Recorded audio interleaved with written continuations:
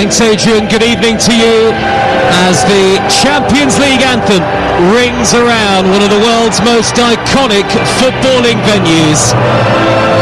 It is part two of a semi-final classic. An enthralling first leg, perfectly poised for the second. The stars have come out to play again in the Champions League.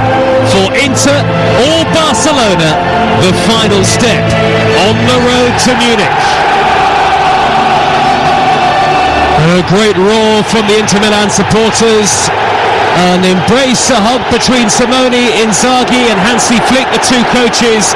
And now, Scott Minto, we can sit back, enjoy and let the action unfold. My goodness me, the atmosphere is just as good, if not better, than it was in Barcelona. And that the fans haven't been happy here at the San Siro. They've not been happy with the prize tickets, and for the first 20 minutes of matches, they've kept quiet as protest. They've said they're not going to do that. The atmosphere is just absolutely brilliant, and their players and the manager will need the fans behind them for sure. It's going to be an unbelievable game. And honestly, Joe, I have no idea which way it is going to go. And I'm so excited that I have no idea what's about to happen. 3-3 on aggregate. These are the two teams. Sommer in goal for Inter, Bissek, Acerbi and Bastoni the centre-halves, Dumfries and Dimarco the wing-backs. The midfield three of Barella, Çalhanoğlu and Mkhitaryan, with Lautaro Martinez and Thuram up front. Barcelona, with Robert Lewandowski among the substitutes tonight, have Szczesny in goal, Garcia, Kubasi, Martinez and Martin, De Jong and Pedri holding, Yamal, Olmo and Rafinha behind Ferran Torres up front. It was interesting listening to Alessandro Bastoni in the build-up of Inter Milan. He said perhaps we're not the best for individual talent, and there's so much individual talent in the Barcelona team, but we bring the best out of each other. He says it does to some extent feel a little bit like experience against youth, at least in some cases, Scott. Yeah, I think it can, but you're right to say that Inter have so much talent themselves. You know, none more so than up front in Lautaro Martinez and Marcus Thuram. And Thuram showed with his finishing ability in those first 30 seconds just how good he is, dropping off, going in behind, scoring a goal, causing problems. Martinez not at his best and came off injured. Is he 100% fit? But I think the midfield, Barcelona are in control. Inter need to have a bit more control of it tonight. Well, if the second leg is anything like the first, we are in for something very, very special. The Champions League final awaits. Nights like this are what Inter and Barcelona fans dream of.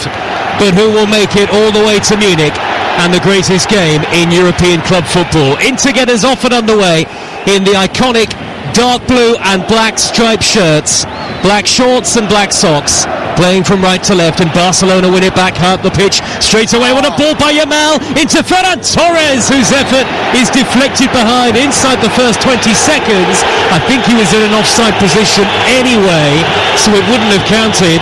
Of course, Inter scored inside the first 35 seconds of the first leg last week. Barca thought they were in there even earlier. I thought Barca were basically saying, look, whatever you can do, Inter, we can do better and quicker. Can I just say again, look, I've got to be careful obviously about this kid, but just his football intelligence, Lamine Yamal, the way he had that first touch and then was able to see the pass, to realise he had to play it with his second touch, and then the execution of that as well, where Ferran Torres should have taken that first time. He was offside in the end, so it wouldn't have mattered. But again, I talk about that won't go down as an assist because there wasn't a goal, but if it had timed his run better and struck it first time, it could easily have done. If we didn't know that, and the Inter players didn't know they're in for a game with him tonight, they certainly do now. Barcelona playing from left to right in the first half, all in lime green. Early touch for goalkeeper Wojciech Szczesny, making his 76th top-level European appearance.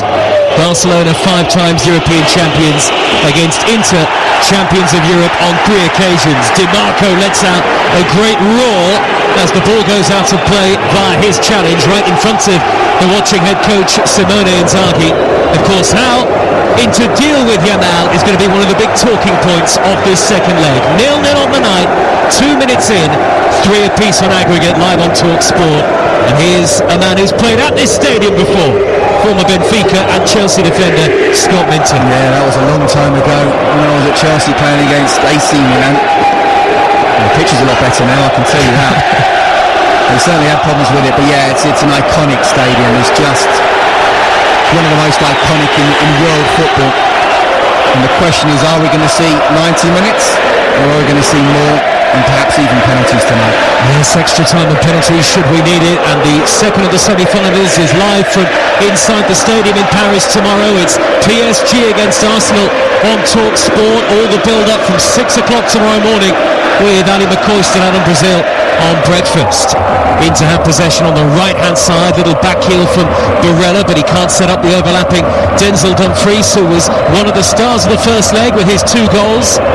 3-3 on aggregate, remember, as Inigo Martinez sees his clearance charged down by Barella, and out of play it goes for a throw to Barcelona in their left-back position. The only change made by either team tonight coming into the second leg from the first, that enforced change at right back for Barca, Garcia in for Koundé. I just feel that is a problem area for Barcelona. I think they miss Alex Balde big time at left back. He's such a good player going forward and defensively.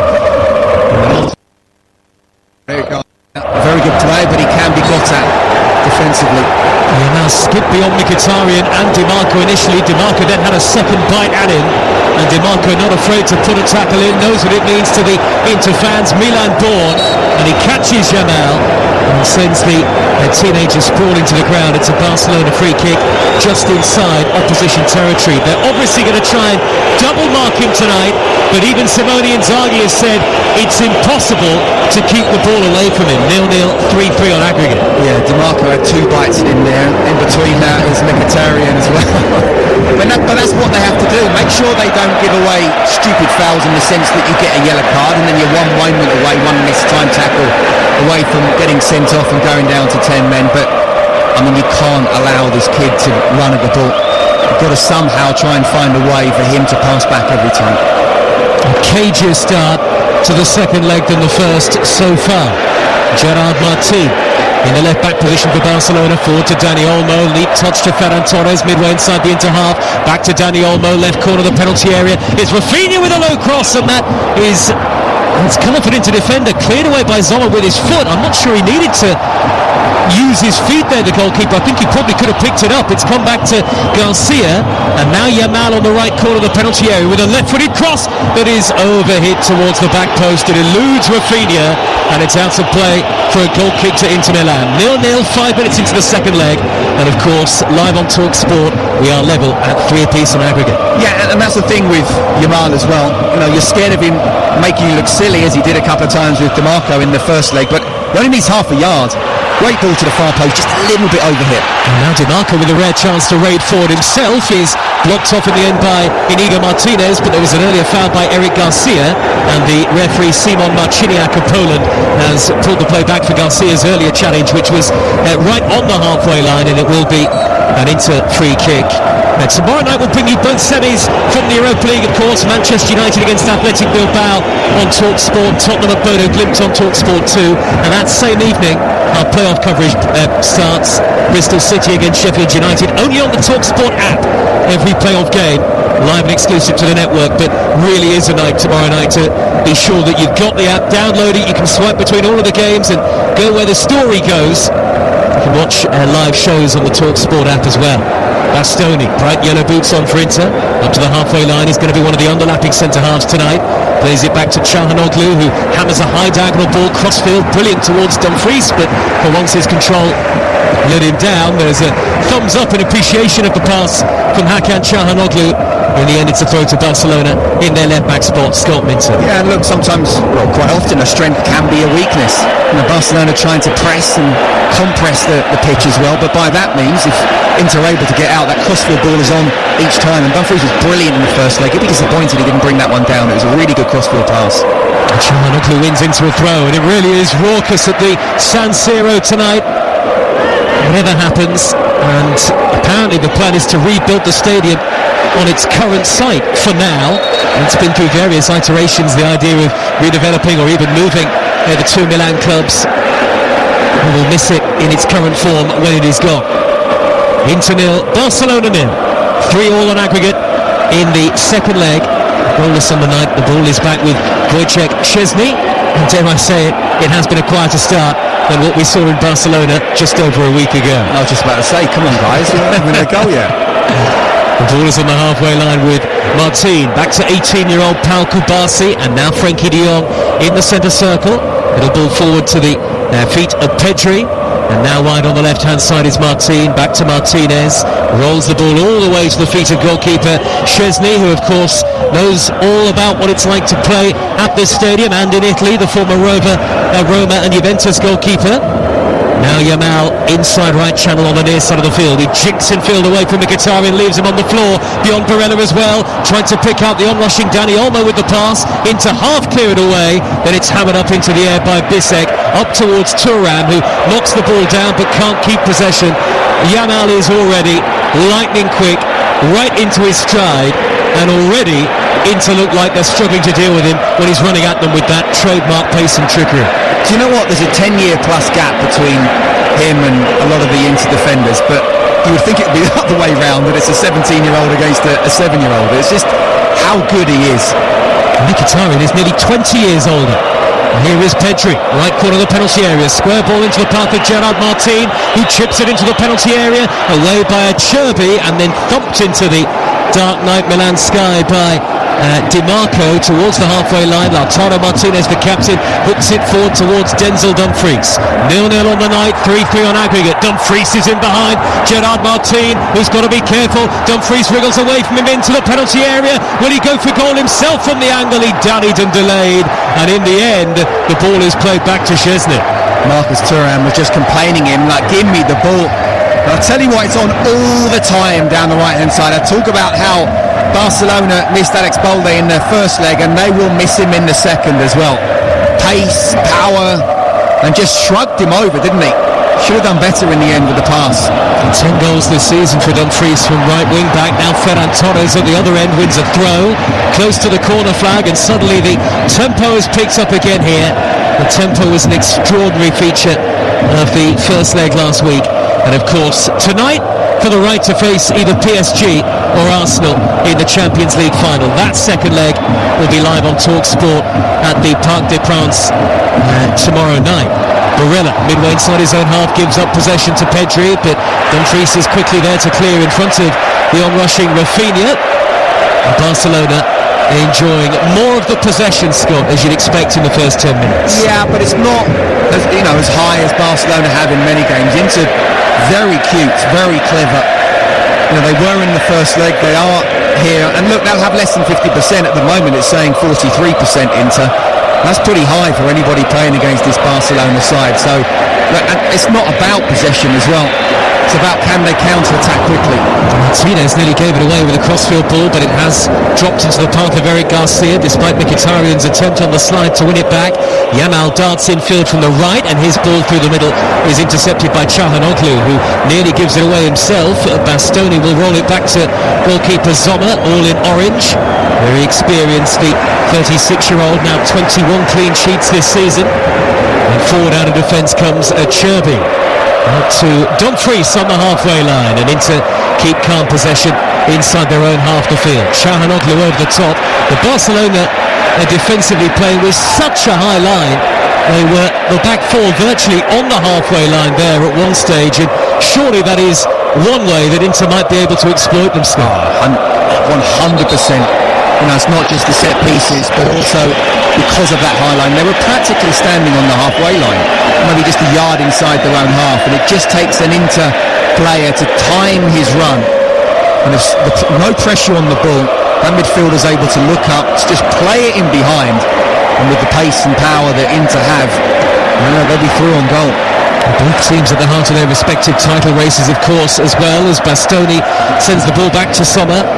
Inter 3 points behind Napoli with 3 games to go, and Barcelona 4 points ahead of Real Madrid with 4 games to play. And of course El Clasico will be played at the Olympic Stadium in Barcelona at the weekend. We'll keep you up to date with that on the Sunday session on TalkSport. Barcelona have a throw midway inside opposition territory, far side their left. It's Inter 0, Barcelona 0, 3-3 on aggregate in the Champions League, live on Talk Sport with Enterprise Rent-A-Car. Making a big move or planning a clear out with vans of all shapes and sizes. If you've got a plan, they've got a van. Garcia, formerly of Manchester City, to Yamal, heavy ball back towards Pau Kubasi, but he made it look easy really with the close control. The skipper De Jong outside of his foot, out to the left to Martin. Back in field to De Jong again. He's about midway inside into territory, into sitting off Barcelona here, allowing them to have possession, and now they win it back, and can they counter? Lautaro Martinez in the centre circle. He's played it through the middle. Thuram looks offside. Flag stays down. He's clear on goal. He's going to go round Szczesny. No, Szczesny stands up to make a good save, and the flag, as we expected, belatedly goes up anyway. But great goalkeeping from Szczesny. Brilliant goalkeeping, you have to say. But I don't get it when it's so clear, and that was so clear. It was at least a yard, if not more than that. There was no way was it tight. Yeah, keep your flag down if you're not 100% sure and let the play go, but he was so clearly offside, there was no point in continuing. Szczesny dived at his feet to make an excellent stop anyway. 0-0, 13 minutes into the second leg. They have shared 6 goals across the tie so far, level on aggregate. Forward driving through the middle is Pedri for Barcelona. He'll flick it over the top. It's angled towards the left-hand side. Martin can't get there, out-muscled by Dumfries, who is a tremendous athlete as well as a superb technical player, and plays that wing-back role probably about as well as anybody in world football at the moment. Yeah, absolutely. First and foremost, you need to be an athlete, but he is so much more than that. He's a really good footballer. And I'm pretty sure he will have in his mind, I've got Gerard Martin all day long with the right ball, and I time the run in the right way, as we've already seen as well, and he didn't play Marcus Thuram in, didn't lay the ball back for him, but 2 or 3 more opportunities at that, and Inter will be through on goal for sure. Of course, whoever reaches the Champions League final, it will be live on Talk Sport, as will be the Europa League final and the Conference League final, just as you'd expect. The ball is played back to Sommer under pressure. Nearly picked that up, actually, the goalkeeper. Slight lack of concentration. His clearance is rather hurried, and they've given it away again to Rafinha. Now Pedri, 30 yards out with a wall of blue and black shirts in front of him. He's played it square to Yamal on the edge of the box from a central area with a curling shot, and that is straight at Sommer, who makes a simple gather, but he's looked nervy a couple of times, the Inter goalkeeper. Yeah, I think he didn't realise how little time he had when the ball was played back to him, and actually did quite well rolling it with his right foot and kicking it away with his left. But again, Yamal coming inside this time, somehow able to get around one defender and get a shot on target. Great reverse ball over the top by Lautaro Martinez, but a good starting position from Wojciech Szczesny. Beats DiMarco to it, way outside his penalty area. Barca trying to counter, but Bastoni will win it back at the second attempt. And it's so crucial, I guess, when you've got a high defensive line for your goalkeeper to push up as well. And Szczesny did it effectively enough. But here come Inter on the attack down the far side there, right, looking to edge ahead on aggregate. 3 apiece on aggregate. 0-0 on the night in the second leg. 15 and a half minutes gone on Talk Sport. Thuram on the edge of the penalty area, tries a curling shot. That's going to skew well wide. Not sure what he was thinking there. I think he might have been offside anyway. I thought he might have been offside, but this was really, really tight. And when the ball was played, actually, I don't think he was. I think it was one of the defenders, Martin, who perhaps would have kept him onside. And actually, what he needed to do was turn and shoot first time. But once he turned and then he sort of came inside, he allowed the defender to get back, and then he's trying to whip the ball around him, and in the end, he couldn't whip it round enough. Robert Lewandowski among those watching on from the substitutes bench tonight for Barcelona. High ball towards Thuram is headed away by Kubasi, but it'll drop down to DiMarco, who nearly played the perfect slide rule pass towards Lautaro Martinez down the middle. It was well intercepted, hammered upfield by Gerard Martin, and it'll be difficult for Ferran Torres to get to. Bastoni with a header back to Acerbi, and then Mkhitaryan with a poor crossfield ball straight to Martin, who again goes long, and a back header by Acerbi into the gloves of his goalkeeper. Slightly scrappy passage of play. It just looks on all the time, doesn't it? And it's down to Inter to have that.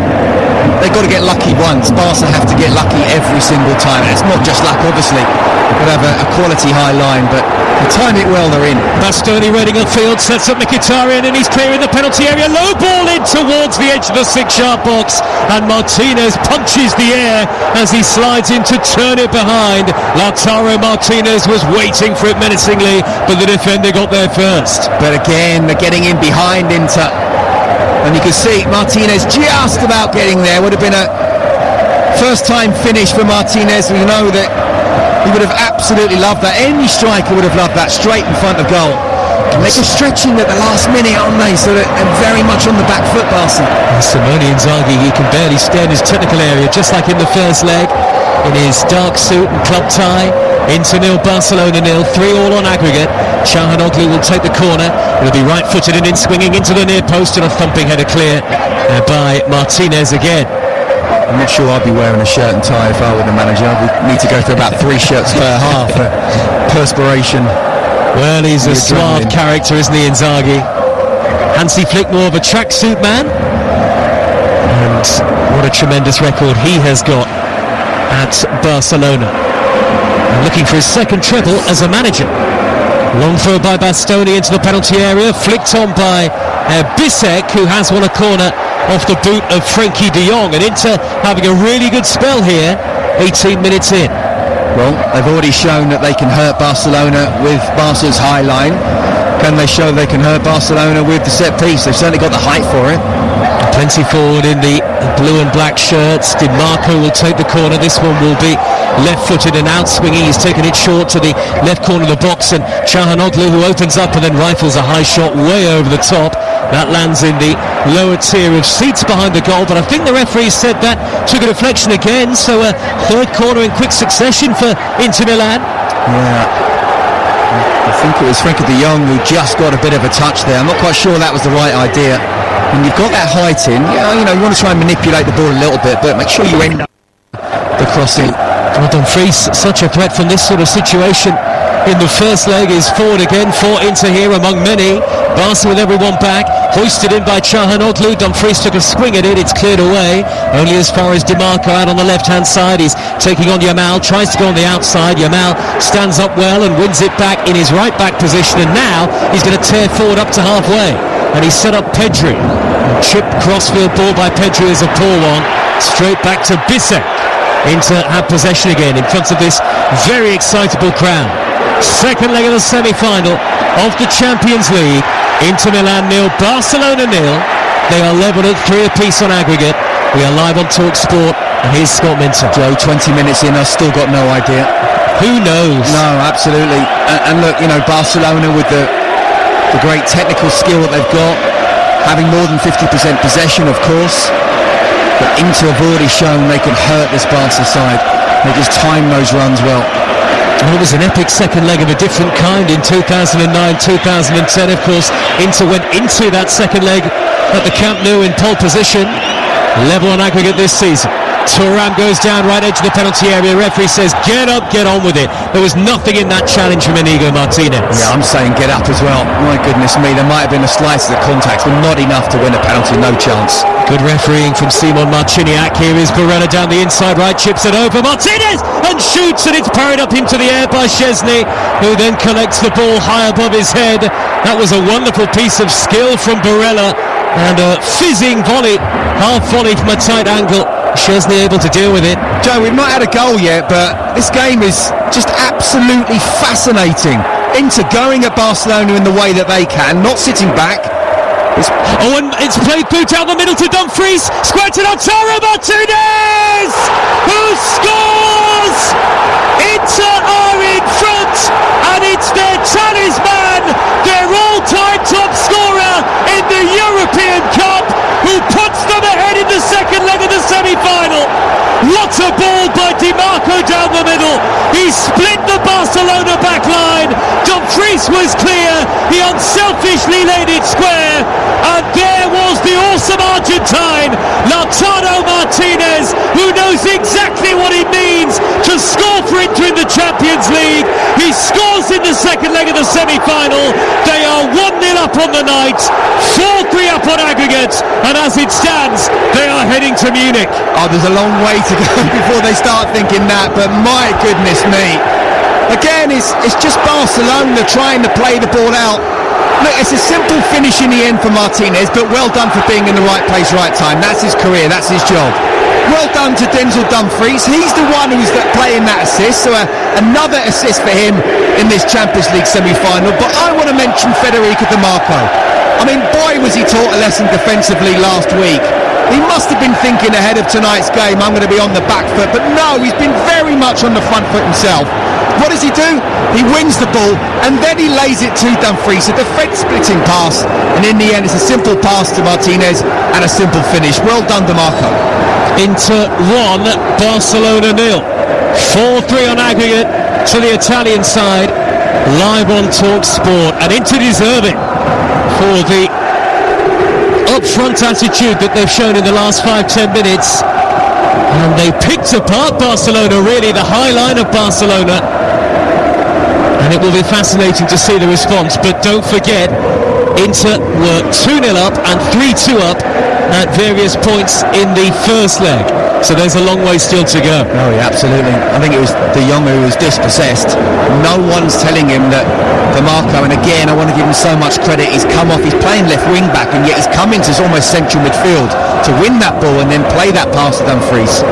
Absolutely brilliant play from the left wing back.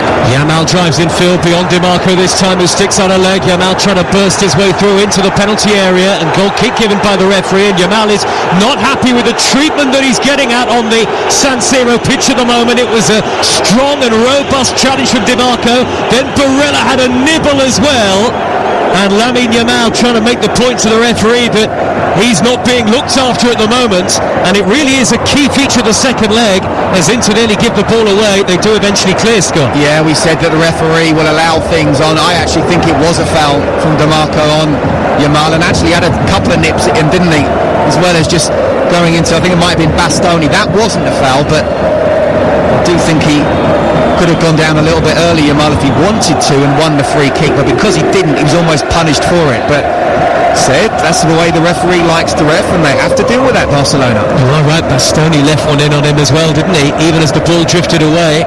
They want to make their point tonight, Inter Milan. Why wouldn't you? And they are making their point. They're 1-0 up and 4-3 ahead on aggregate. Yamal's delivery left-footed. He's headed away by Bisek this time. Thuram can't bring it down. Pedri, 25 yards out. Square to Garcia. Garcia forward to Pedri. Lovely pass inside the penalty area. The angle is very tight. Pedri across goal. And it's Dani Olmo trying to poke it home. And at the second attempt, it's gone wide. And Pedri is asking for handball. Difficult to see in the first instance. Was there a handball in there, Scott? No.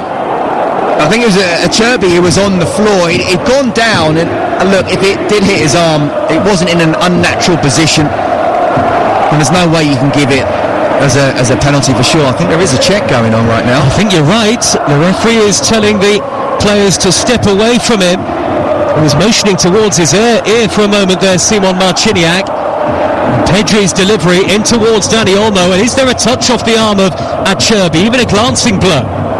Well, there might have been a glancing one, but it was the slightest one, and again it wasn't in an unnatural position. It didn't affect the trajectory of the ball. Not a penalty for me. And no penalty given after the VAR check. It's a goal kick to Inter, who will be delighted with the first 26 minutes. Inter 1, Barcelona 0. And Inter lead 4-3 on aggregate in the Champions League semi-final. Live on Talk Sport with Enterprise Rent-A-Car. Rent from the best lineup in the UK.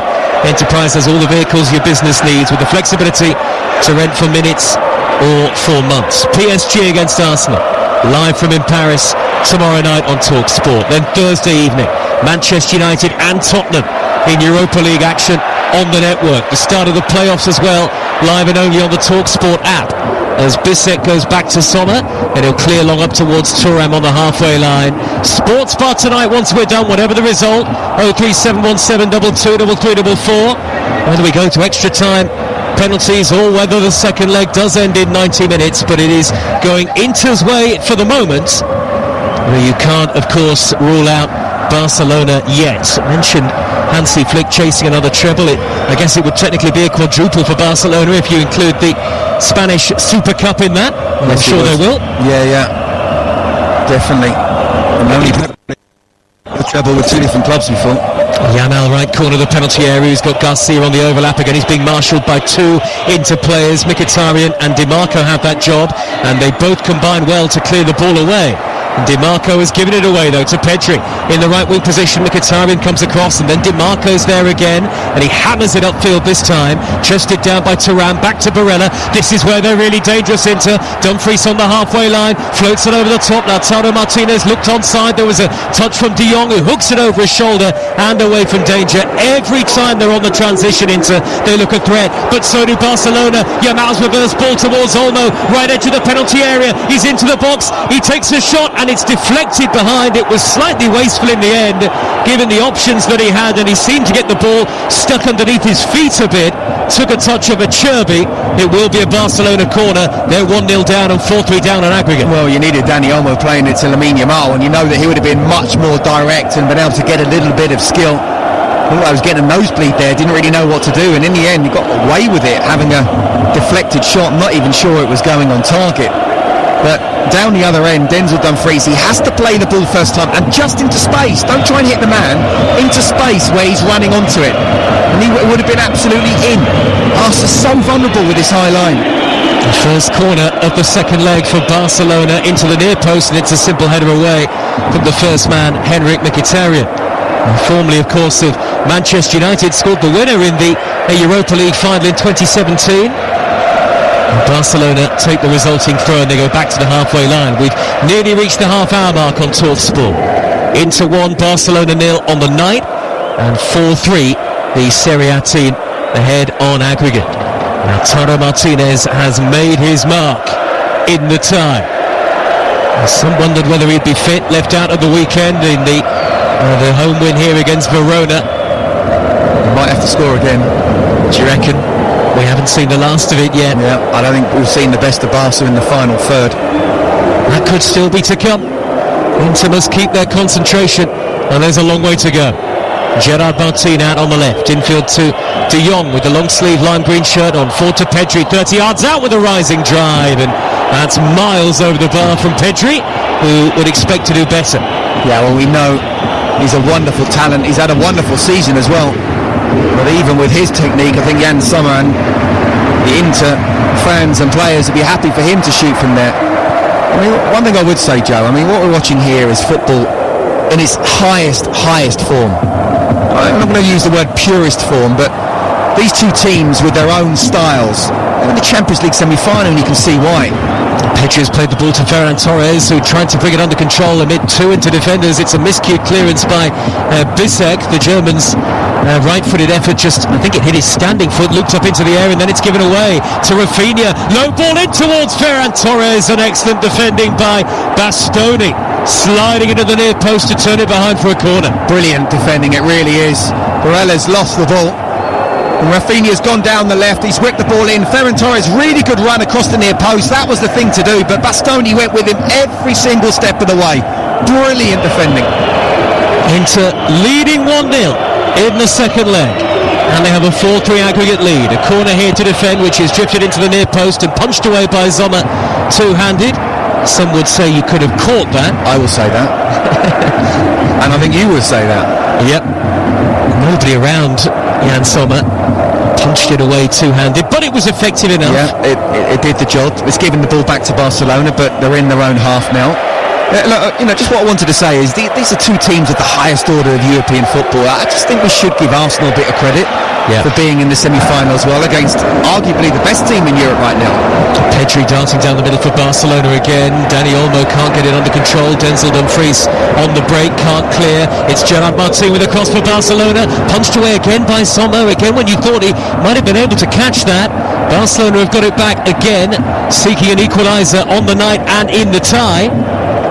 Forward by Pedri to Rafinha, who's moved into a position right of centre. Now Pedri again, about 30 yards from goal. Rafinha with a sea of Inter players in front of him, lays it square to Frenkie de Jong, left corner of the penalty area. Martin on the overlap with another drilled ball into the near post. It's hammered away by Cherby. We will be in Paris tomorrow night to see if Arsenal can turn their tie around. Only 1-0 down on aggregate going into the second leg, and you heard earlier from Mikel Arteta and Declan Rice on TalkSport, both with confidence and high expectations, and who knows, Arsenal could yet make Munich. At the moment they would end up playing Inter, but there's a long way to go. Look, people talk about Arsenal being the best defensive team in Europe. I would argue PSG are. But the way they swarm over teams like bees, don't give them any time to breathe at all. Their pressing is superb. But if they score the first goal in Paris, I'm telling you now, it is game on. And what we saw in the second half at Villa Park, PSG can be vulnerable. It will be live with us tomorrow. Inter would have their say, wouldn't they, in terms of best defences in Europe? 25 clean sheets in all competitions. As they win the ball back just shy of the centre circle. It's pretty much gone to plan for Simone Inzaghi, the second leg so far, 33 minutes in. Charlton have got 23 clean sheets in all competitions. That's pretty good. Just saying. Well done, Nathan Jones. Charlton at Wickham in the playoffs. We'll have that game live for you. The first and second leg, every playoff match live on the network. Bastoni charging down the left-hand side for into the underlapping centre-half, but his run is quickly halted by Martinez. And now Dani Olmo on the counter for Barcelona on the halfway line. He's caught by Di Marco. That's a free kick. And Di Marco got to be careful. He runs away pretty quickly, well aware that that's not the first late challenge he's made tonight. Yeah, absolutely. He has got to be careful.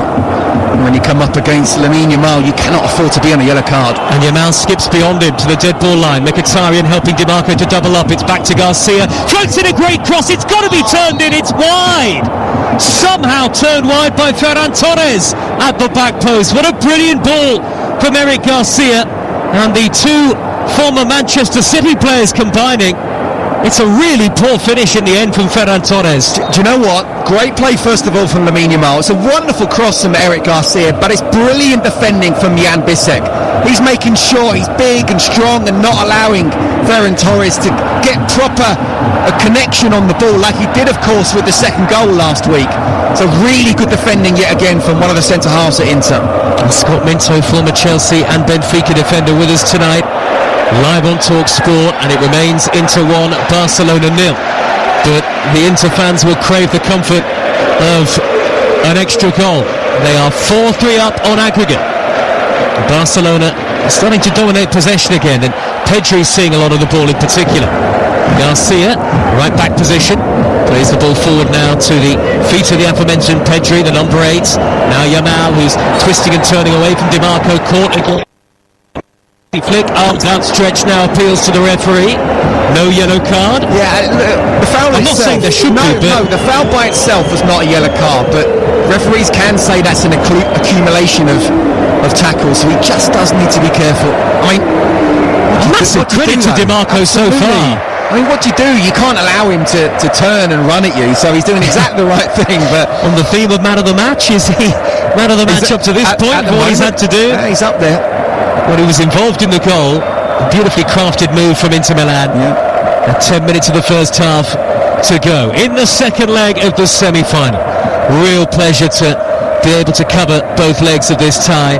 Martinez has brought the ball down on the halfway line, and he's trying to wriggle away from 3 or 4 in lime green. Barcelona win it back, and now Dani Olmo charging through the middle, up the edge of the area. Here is Yamal in the box, and he screwed the shot wide on his right foot. Now what's the referee given here? He's blown his whistle late, not entirely sure why. Anyway, the ball stayed out from Lamine Yamal, so it's still 1-0 to Inter on the night. They're still 4-3 up on aggregate. Did he blow for the initial foul on Dani Olmo on the edge of the D? We'll find out in a moment. Yeah, I mean, look, again, it was the Barca press, wasn't it? And then quickly counter-attacking themselves.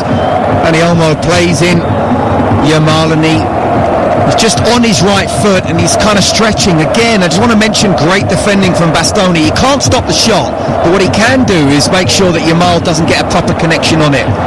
So in the end, Jan Sommer doesn't need to do anything. Dani Olmo had the physios on momentarily there, and in the end the goal kick is given by the referee. Barcelona can't believe it.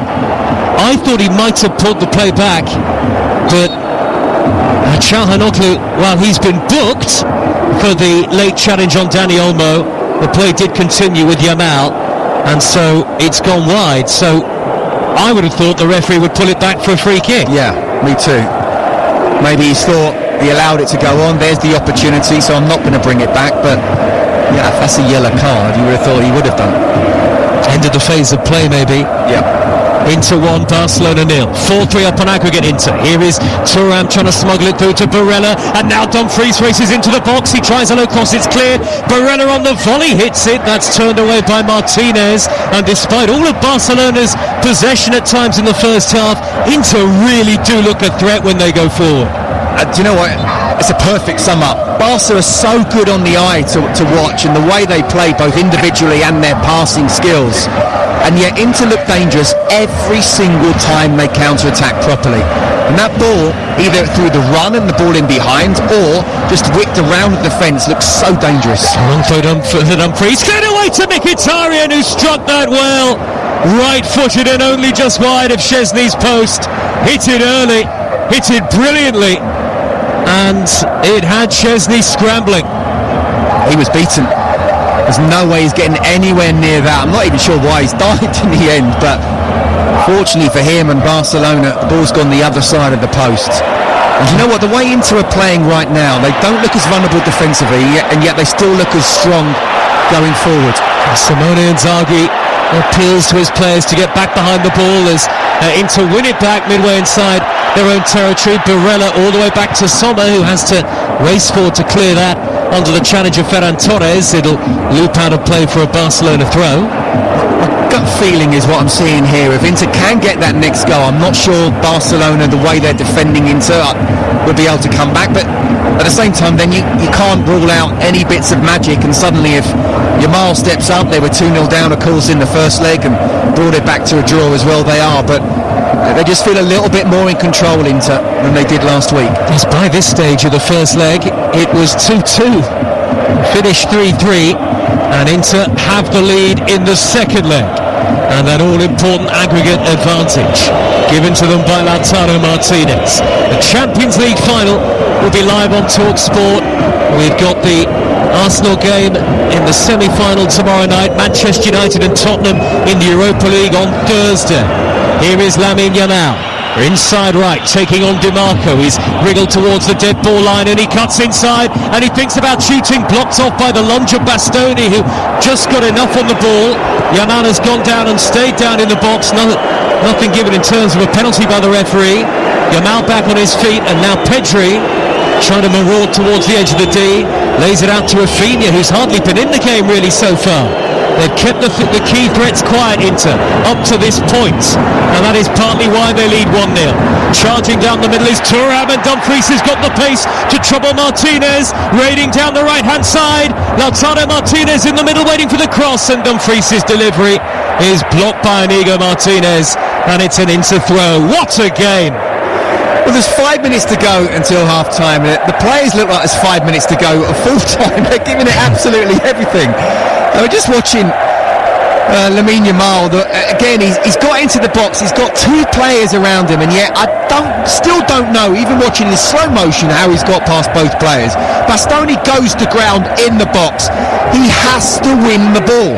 And if Yamal was able to somehow find a way to nick it past him, that would have been a guaranteed penalty. Dumfries' long throw, only half away, and then lashed just wide by Çalhanoğlu.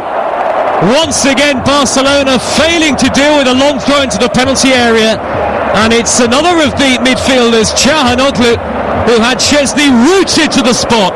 That was so nearly 5-3 on aggregate. He actually mishit it, I think. He's got to do better there. He's 8 yards out. It's on his left foot. We talked about set pieces. Long throws come in. They've won it. There's no one around him. He's able to take that first time. It's a wonderful opportunity, and he knows it as well. The anguish on his face just before half-time.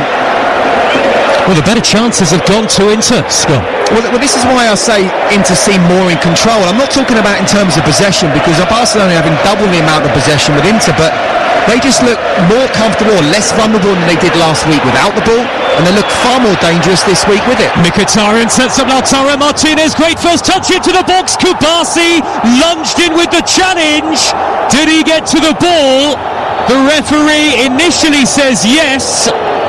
No penalty given. He had to time that perfectly, the 18-year-old, and Simone Inzaghi is raging at the fourth official. Inter fans furious. They still lead 1-0, 4-3 on aggregate, 42nd minute of the second leg, but high drama. It'll be interesting to see that one again, Scott Minter. I'll tell you what, VAR are looking at that right now. They are checking it. This could be really key. Still down in the box, Lautaro Martinez. Yes, he is. Look, we talked about the way the referee wants the game to go. He allows the flow of it. Kabasi, I mean, he's literally lunging in. He gets both, Joe, but I think, in my opinion, that he gets enough of the ball. But it's a question whether VAR thinks actually you can't come from that angle. Times we've seen it when a referee gets called over, normally that means it's going to be overturned, and there's a potential penalty check now. VAR is checking the incident again and again. It's Pau Kubasi on Lautaro Martinez. We have seen it from a reverse angle on our monitor in the commentary position. I don't think he gets to the ball, Scott. No, from behind it looks like he times it perfectly, but actually when you look at it from where the goal is, I don't think he gets any of the ball. And I would not be surprised, just from that one angle that we've seen, he gets called over. Well, the referee is speaking to the VAR. Simon Marciniak is going to come across and look at the pitch side monitor. And you know what that probably means. There could be massive trouble here for Barcelona in the second leg of the semi-final. They're already 1-0 down on the night, 4-3 down on aggregate. The fourth official standing in front of Hansi Flick to make sure that he doesn't try and influence the referee's decision. He's only metres away from the pitch side monitor. And there's millimetres in the challenge from Kubasi, but does he get anything on the ball? Marciniak has made his decision. It is a penalty to Inter just before half-time. Correct decision. The angle from where we are, it looks like he got the ball, even the way the ball sort of went at an angle and the way that Kubasi came in. But if you look at it from that angle behind the goal, and you have to watch it a few times and really slow it down, I don't think he gets any touch on it. He actually kicks Martinez's foot, which kicks the ball, meaning going that way. So I do think it's the right decision in the end, but wow, so fine margins for sure. Well, I think Lautaro Martinez might have to be off the pitch while the penalty's taken, having been treated. We'll see, but it will be a penalty to InterMilan. Hakan Çalhanoğlu, who has an unbelievable record from the spot. He has scored 23 of 24 penalties that he's taken for Inter in all competitions. He's only missed one. It did come this season. It hit the post. Highest of stakes. This is a pressure penalty to give Inter a 2-goal aggregate advantage just before half-time in the second leg of the semi-final. A massive moment in his footballing life. It is Hakan Çalhanoğlu against Wojciech Szczesny. Short run-up, big deep breath. Here he goes, right-footed, and he rolls it in! Szczesny goes the wrong way! Çalhanoğlu, perfect from the spot! Inter 2, Barcelona 0. Inter 5-3 up on aggregate. They can feel the Champions League final calling. Well, it's the perfect half from Inter. I did feel at the end of last week that Barcelona looked so strong. I just feel defensively, with having Gerard Martin in there and Eric Garcia even more so. No Koundé, no Balde. It's a big, big blow. 50% of the first choice of the Barcelona back four not around, and they just look so vulnerable. And there, Kabasi, they always seem to be stretching, don't they? Last-ditch tackling, and he did it there. And that one angle shows that he didn't get the ball. The penalty made, still so much pressure on Çalhanoğlu. And yet, he shapes to go one way, Szczesny goes to his left, the ball goes to the right. What a massive moment, especially before half-time. Well, the Inter decision makers in the director's box couldn't bear to look, some of them, but it is 2-0 now, and 5-3 up on aggregate, and even for Barcelona, is this too much to overcome? There's a lot of discussion following the penalty. Inigo Martinez is still fuming, and Lautaro Martinez is having to be pulled away here by Marcus Thuram. Emotions running high, and the referee has got his hand to his earpiece again, Simon Marciniak, and what's he in conversation with the VAR about here, I wonder? It's 2-0 to Inter, and he's had a busy half of football, has the Polish referee. And he's having a word with Pedri, who was involved in a little bit of a head-to-head after the penalty was scored, I think. Still confusion as the game resumes, so it is 2-0 to Inter, 5-3 on aggregate. There will be a minute of added time at the end of it all, with 45 minutes still to go, but Inter in pole position. There is no question about that now. Gerard Martin infield to Rafinha, and the referee spotted something, I'm not sure what, maybe a late challenge from Pedri. They are fuming with the referee, Scott Minto. Real controversy about that moment, and they're not happy, Barcelona. Yeah, and look, they've got to be careful. Pedri, Martinez, a couple of other players as well look like they're ready to go. They cannot afford to lose discipline and go down to 10 men. I'm sorry, the tie will be over if they do. We know one bit of brilliance and they're capable of it, and suddenly the whole of San Siro, not just the Inter players, will get nervous. But at this moment in time, it's been a dream first half. They've looked really good, really solid defensively, and they've looked really dangerous going forward. Great noise at the San Siro. Flicked by Thuram down the middle, hacked away by Kubasi. That is the half-time whistle. Inter, 45 minutes away from another Champions League final. And there is contention, certainly in the Barcelona ranks, about the second goal, scored from the penalty spot by Hakan Çalhanoğlu after the foul by Kubasi on Lautaro Martinez. It was checked by VAR. The referee was sent to the pitch side monitor and awarded the spot kick. Çalhanoğlu made no mistake. Certainly Lautaro Martinez made no mistake in the 21st minute when he gave into the lead after a brilliant ball through the middle from Di Marco to set up Dumfries. He steered it across, and Lautaro Martinez there to tap in. At the other end, the likes of Rafinha, Yamal, Olmo and Torres have been kept quiet so far. Inter couldn't have asked for any more. They are 2-0 up on the night, and they lead Barcelona 5-3 on aggregate. Well, Scott, you probably know what the Spanish for that actually is, to be honest. Le hicieron muy mal en el primer tiempo, tiene que ser mucho mejor en el segundo tiempo. Well, there you go. Something like that. Should we do the next 45 minutes like that? It's 2-0 to Inter on the night and 5-3 up on aggregate. And for Hansi Flick and Barcelona, the challenge is enormous now. Here at the cauldron of football that is the San Siro. A jubilant San Siro for the moment.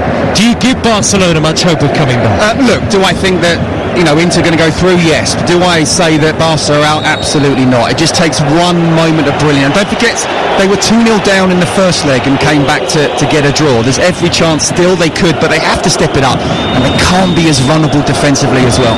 The second half is underway. Barcelona playing from right to left, all in lime green, and Inter with that 2-0 on the night lead, 5-3 aggregate advantage, playing from left to right in the familiar, the iconic blue and black striped shirts, black shorts and black socks. Heading to Munich are InterMilan, unless Barcelona can produce something special here in the second half. Lamine Yamal from the edge of the box, had it taken off his toes, it's come back towards Yamal, and in a microcosm of really what has happened for him so far in the second leg, Inter managed to get the ball away upfield, and Barcelona have to go backwards. No changes at half-time.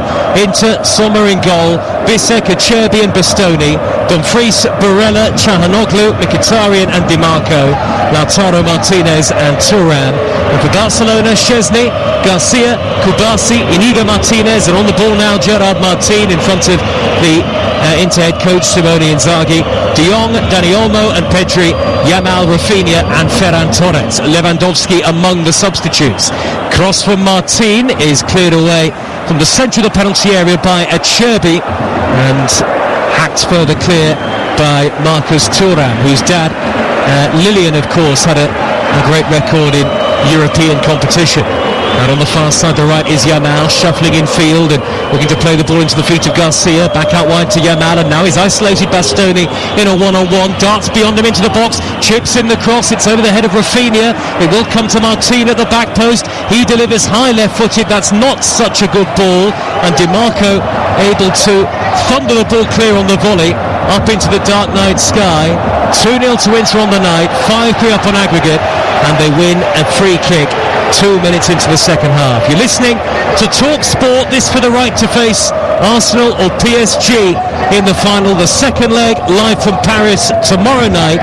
The Sports Bar takes your calls once we're done this evening.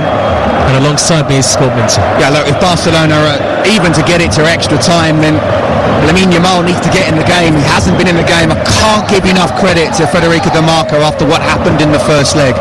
But he just skinned him there down the outside, and it was a brilliant cross. Rafinha came in because he didn't believe he could get it to the far post. He did, but he needs to get more on the ball. Here's a chance for Dani Olmo racing towards the corner of the penalty area, cleared away by Bisek for InterMilan. And now Barella drives the ball upfield. It's an easy header for Kubasi, and Barcelona have had almost all the possession in the opening minutes of the second half, but Thuram has won it off De Jong, and here they come on the break yet again. Inter, it's 3 against 3, and Thuram has run 30 yards. He's found Lautaro Martinez with his back to goal. He wasn't really in the right position to receive the pass, lost his balance, and Barcelona in the end are able to win it back. Forward now comes Dani Olmo, out to the inside right, and Yamal back towards Dani Olmo. That's a poor pass, and it's swept away from danger by Denzel Dumfries. Barcelona heading out to the semi-final stage again, unless they can produce a great comeback here. Yeah, I mean, it was a poor pass from Yamal, but the more it can be a bit more like a tennis match, you feel that Inter will be losing control, and Barca would want that with the individual brilliance they've got. Yamal with a nice ball towards the edge of the box, and a weird flick by Barella trying to knock it back towards Cherby. They got away with it big time there, Inter, and now Di Marco is on the counter, racing up over the halfway line, hugging that left-hand touchline on the far side. He eventually goes backwards to Barella, who rolls it all the way back to goalkeeper in orange Jan Sommer. No need for Inter to force the issue here with that 2-goal aggregate lead. And Thursday night will bring you the Europa League semis. Manchester United and Tottenham both in action, of course, on the network. Dani Olmo has picked up Yamal in the area. The angle's tight. He's gone down under the challenge of Bastoni. Goal kick given by the referee. Yamal, arms outstretched, looks towards Simon Marciniak. And will there be a VAR check? Just as there was for the Inter penalty that was given in the first half. Well, look, Bastoni's got his arm on his shoulder. The ball's bouncing up, he's trying to get it down. Not enough for me. He's gone to ground without there being enough of a push from the big centre-half. Certainly there's a big difference in terms of height and weight as well, but no, it's not a penalty for me. And no penalty is certainly the decision. Inter's second semi-final in 3 years. Of course, they were beaten by Manchester City in the final in 2023. Can they go on better this season? Barca's first semi-final since 2019. Yamal in the right wing position. Di Marco gets back at it to win it back, and Di Marco has undoubtedly won that battle so far. Bastoni's long ball over the top, and Thuram has held it up brilliantly in front of Inigo Martinez, who slid in with a poorly timed challenge, and it's a yellow card and a free kick to Inter in the right wing position. Again, Hansi Flick is really not happy with the match officials, but that did look a foul. It's just, look, I can't criticise Hansi Flick. I mean, who can when they're in this position? They're on the way, although they're not necessarily going to win La Liga. You know, they still could get the treble or quadruple, and yet that high line is, no defender really wants to play that. You know, you can understand, and you've got to think of the bigger picture, condense it. The players that they've got have done so well at this part of the season, but there's no doubt about it that Inter have the players to exploit it with Martinez, but in particular Thuram and Denzel Dumfries. And if Inter score again, surely that is tie over. Free kick, right wing position, whipped in by Çalhanoğlu. Downward header in off the post of Cherby, but I think it's been ruled out, and I think Cherby knew it pretty early on. Diving header from the centre half, but he's miles offside, and it'll stay 2-0 to Inter and 5-3 up on aggregate. That is actually a really good line from Barcelona. They're holding it. Cherby's gone beyond it. No, that's not luck in that. That's really good defending. But you're right, 3-0. I'm sorry, even this Barca side with Lamine Yamal in it, not coming back. Barcelona, who've lost just one of their last 30 in all competitions. If they are to score and get themselves back into the tie, get themselves level, that would have produced at least 10 goals over the course of the tie, which doesn't happen very often over two-legged Champions League semi-finals. The ball is with Pedri, about 30 yards from goal, and lots of InterMilan players in blue and black behind the ball. De Jong has steered it left to Gerard Martin. Infield to Pedri again, maybe 20-25 yards out, but no space to shoot. Goes crossfield to Yamal, whose touch infield isn't a good one. Mkhitaryan is there to win it back and dart forward. Tactically, they've got it absolutely perfect so far, InterMilan. Yes, they have. And individually, as well as collectively, they're winning their battles. So it's all very well for a manager to have a plan. High ball over the top, and Thuram could be clear, and Nigo Martinez is there to send it back to Szczesny. Nearly through there, Thuram. Yeah, again, it's all very well for a manager to have the plan, and it's so important that he does have a plan, but it's down to the players to execute it, again, both individually and collectively. And that's what Inter have done up until now. Dani Olmo to Pedri, forward of the centre circle, the number 8, trying to twist away from Çalhanoğlu. Yamal, right-hand corner of the penalty area, onto the left foot, weaving it into the path of Pedri. We try to straight ball to Ferran Torres, he knocks it wide to Gerard Martin, who pulls it back. It's come off Bisek. Martin with a high cross this time, and met on the volley, and turned in! Barcelona are right back in the second leg, and right back in the tie as well. What a ball in from Gerard Martin, and met on the volley by Eric Garcia, an unlikely goal scorer. But we have a second leg and a semi-final on our hands again now. Inter 2, Barcelona 1, 5-4 to Inter on aggregate. This tie just keeps on giving. And who would have thought Eric Garcia, one, he'd be there in the first place, and then two, he'd have the technique to do that. That's a brilliant side foot volley, giving Jan Sommer no chance whatsoever.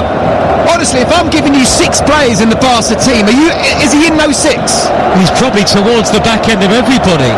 But he finished it like he's a centre forward, a Ferran Torres or a Rafinha, or even a Lamine Yamal as well. This is just brilliant. This semi-final tie has been a goal of the season competition at times, and Barcelona are within 1 goal of drawing level on aggregate. We're only 54 minutes in, live on Talk Sport in the Champions League, with Enterprise Rent-A-Car making a big move or planning a clear out with vans of all shapes and sizes. If you've got a plan, they've got a van. So Inter's lead is now a slender one, and they are going to make a substitution, and it is Di Marco going off to be replaced by Carlos Augusto.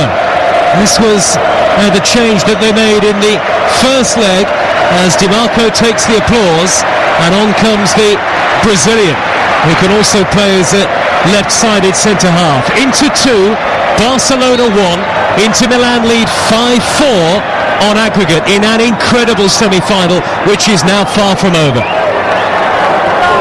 Do you know what? It's another one I don't really get. I think Di Marco has been brilliant. Thuram's laid it off to the edge of the box, and Szczesny parries away the snapshot from the on-rushing Nicolo Barella. It's a corner. I thought that was going to be Carlos Augusto there with the shot, and I don't really get it, and he puts it in the top corner. Brilliant technique there from Barella. A good save, one he should be making, Szczesny, but one thing Barcelona cannot afford to do now is concede in the next 5 or 10 minutes. Inter Milan 5-4 ahead on aggregate. Only 3 UEFA Champions League semi-finals have seen 10 or more goals scored on aggregate. As the corner's whipped in by Çalhanoğlu, Cherby went for it, headed away. Now Yamal on the break for Barcelona, and they're tearing forward here. Gerard Martin with a good touch into Inter territory. It's 3 against 2. It's Pedri. Garcia to the right. Martin on it. Across to Garcia. What a save! What a stop by Sommer! How has he got to that? It was nearly 2 for Garcia. Astonishing save.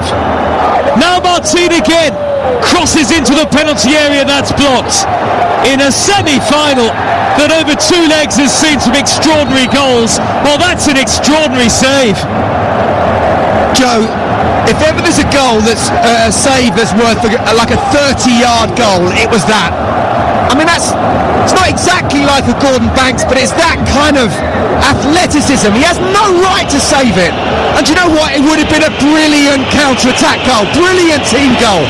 I'm thinking as it's 3-on-2, right, shoot, it's passed. That's got to score. And what a save from Sommer. My goodness me, if they are to get through, that first of all they should go to the goalkeeper and say thank you very much, but a long way to go. Martin crosses again, all the way to the back post, and Garcia was forward again. It's headed away by Bastoni. Inter hanging on as another deep cross drifts wide. Inter 2, Barcelona 1.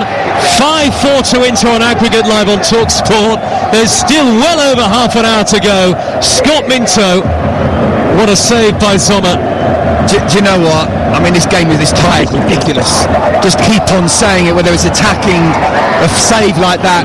I mean, look, it's a brilliant save, but if you really analyse it, he has to give him no chance whatsoever. He's over one side of the goal, he's got really quick feet, and he makes himself as big as possible.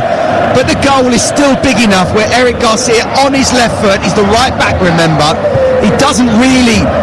I think if that's on his right foot, he side-foots it and gives someone no chance whatsoever. He should. It's a brilliant save, but he should be scoring. Eric Garcia should be on a hat-trick. Barcelona still behind on aggregate by the odd goal in 9.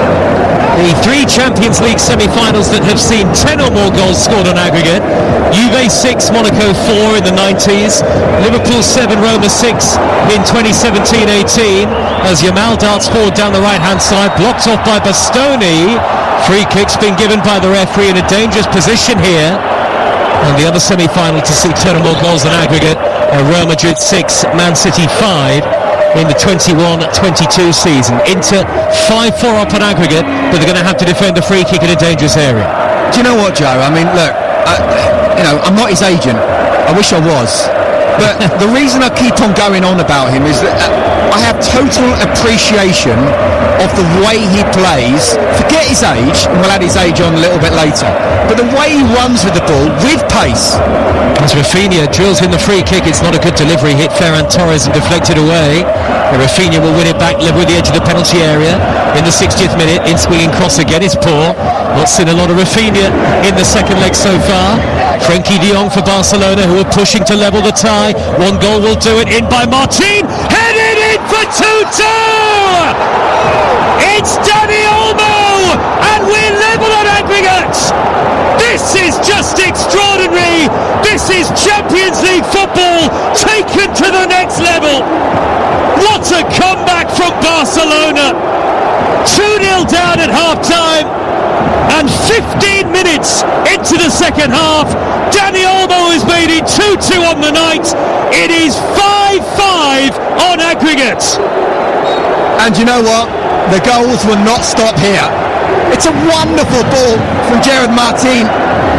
I just wonder, I mean, Carlos Augusto, I know he's more of a defender than DeMarco, but DeMarco was playing really well, attacking well, and defending well, most importantly. And the ball to the far post, as it's gone to the far post, that's where he would have been. And the defenders, the central defenders, are looking to say, who's picking him up? But it's a wonderful ball. It's a great header. And they're in again.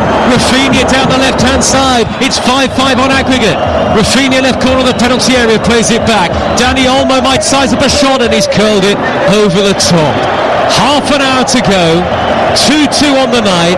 5-all on aggregate. Second time in the tie that Barcelona have come from 2-0 down. So where next, Scott Minto? You asked me the question, can Barca come into it? Well, they didn't need 45 minutes, did they? Just the 15 will do. It's an all-time classic, this semi-final, no doubt now. I mean, Adrian took the mick out of me, didn't he, saying that there was the beeps going because I'm reversing my decision of last week, because I honestly did not know which way this was going to go. It was so open, and I think we're seeing just that now. Just amazing to be watching this football in a Champions League semi-final second leg. It's as good as it gets. And so there we have it, only the 4th Champions League semi-final to have seen 10 or more goals on aggregate. 10 already in the tie, got to be at least one more. If not, of course, penalties. Should we get all that way? I can't see there not being another goal. Eric Garcia will still be thinking he should be on a hat-trick, wouldn't he? Yamal darts in field and finds Pedri 30 yards out. Out to his left is Martin to whip in another good cross over the head of Ferran Torres. Barcelona, I think, were appealing for handball. It's thumped away by Bastoni, but into it just hanging on at the moment now at 5-5 on aggregate. Their 2-goal advantage wiped out and they can't get on the ball. What a response from Barcelona. And incredible credit must go to Hansi Flick's team. Yeah, look, you know, we sort of say a strength can be a weakness, and no defender really wants to play that high line, but by doing that they do compress it, and we saw, what was it, the second goal with the first leg, that kind of ball just to the outside of that outside centre half, and then it was headed back in by Rafinha for Ferran Torres to make the run. And this time it was Gerard Martin again, just playing it to the far post, just outside the left side of the three of the centre halves. You know, it's such a difficult one to pick up if the wing-back's not dropping back. And he didn't in that particular time. And it was a great run by Dani Olmo, but there's no doubt about it. They practice on this. They were in the warm-up in the first leg in Barcelona. Just that ball to the far post, and then maybe a header across, but he didn't need it there. So well done, as you say, to Hansi Flick. Here's Frenkie de Jong in the centre circle for Barcelona, who are all over Inter now. 2-2 on the night, 5-5 on aggregate. And more to come, no question. Carlos Augusto has won a throw. Inter look a shadow of the team we saw leave the pitch at the end of the first half, Scott. It's just incredible what goals do. Football. Honestly, you know, the positivity for a team that's 2 goals down and somehow they've got to find a way, going off at half-time and then into the way they would have gone off, almost feeling invincible. They wouldn't have wanted half-time to come. But Barcelona, just brilliant reaction. This is why we love this game. Lautaro Martinez darting in field from the left. To his right is Denzel Dumfries, but he doesn't find him with the pass. It's cleared away in the end quite easily by Gerard Martin. And you're right, Inter have lost their heads a little bit. They're not thinking as cold and calculated as they were in the first half. Oh, given away by Bissek. Rafinha racing down the inside left. He can lay it square. Dani Olmo's up to it. Oh, and he tried to pop it into the path of Ferran Torres. He was there. Yamal was there. Golden chance for Barcelona to take the lead on aggregate, and they've missed it. Well, what's Bissek doing there? Your centre half trying to run it as if like you are one of the wingers, or maybe even like Lamine Yamal, gives the ball away. It's a great opportunity. I think he has to shoot himself. I think Ferran Torres is offside. There comes a point where you're inside the box, have a shot yourself. Barcelona keep up their amazing record of scoring in Champions League knockout games. Scored in 19 of their last 20 such matches now. The only time they didn't was that second leg at Anfield against Liverpool several years ago now. It's 2-2. They're still vulnerable, Barcelona, and Inter just showed about 30 seconds, 60 seconds ago that with a better pass, and you know, one of their players would have been in. They've got to go back to the game plan now. They kind of lost their heads a little bit. If they do what they did in the first half, they will create chances, but at the moment it's Barcelona looking like they could go on and get the next goal. Absolutely, all Barcelona playing from right to left in the second half in their lime green change kit. 20 minutes into the second half on TalkSport. Sports Bar follows us tonight whenever this finishes. 03717 22344 to have your say with Jamie O'Hara and Jason Cundy. Tomorrow, PSG against Arsenal. Live inside the stadium from Paris. All the build-up from breakfast from 6 o'clock tomorrow morning. Yamal skipping away down the right-hand side. He's beyond Augusto. Yamal to the dead ball line with a great cross. Headed away, though, by Dumfries. It'll drop down to Eric Garcia out on the right again. His run is checked by Mkhitaryan, but Inter can't get out of their own half. 2-2 on the night, 5-5 on aggregate. Gerard Martin tries to roll it through the middle, cleared away by Acerbi. They're defending nervously now. Pedri into the path of Yamal, whips it in with his left foot, cleared away, drops towards the edge of the box, and Inter will have it now with Barella. and Beretta can try and carry it forward, but he's too slow. It's won back by Dani Olmo. The way this game is going, a Barcelona lead feels inevitable. Rafinha to the edge of the penalty area. Bastoni wins it back. Inter have to get a grip, but they can't at the moment. It's a Barcelona throw, 10 yards into the Inter half. This tie at the moment, surely only going one way, Scott. Well, no, I honestly, I can't say that. Barcelona for sure are looking like they're going to get the next goal. And again, you know, strength, weaknesses, they're certainly vulnerable, but by having that high line, by compressing it, they're not giving into any time on the ball to kind of turn and keep the ball and have those 2 or 3 passes and then look for that runner in behind. Barcelona all over them because psychologically they're back in the game now. Heading towards the final quarter of the 90 minutes, at least anyway. And it's a great week of European football on TalkSport because remember Manchester United against Athletic Bilbao here on Thursday, Tottenham away at Bodo Glimt on TalkSport 2, and the start of the playoffs on Thursday night as well, every game live on the network. Forward by Dani Olmo, interception on the slide by Acerbi. Inter have it now with Mkhitaryan, he's giving it away, oh, he's launched it on Yamal, is that a penalty? It is! A penalty to Barcelona! Mkhitaryan protests his challenge late on Yamal, and the 17-year-old does play his part after all. The referee says that's just inside the box. Was it? Well, let's have a look. I think it started inside, but it's gone a little bit outside as well. We'll have to wait and see what VAR says about that, but again, it's about Inter trying to have little passes, but in the wrong place. And then it's a bad pass. Yamal comes in, steps inside. Mkhitaryan panics, brings him down, and is given a penalty. And look, we'll have to see proper angles on it. It looks like it started outside, but it's gone inside. The connection between the two is still inside. Still not seeing properly. And the referee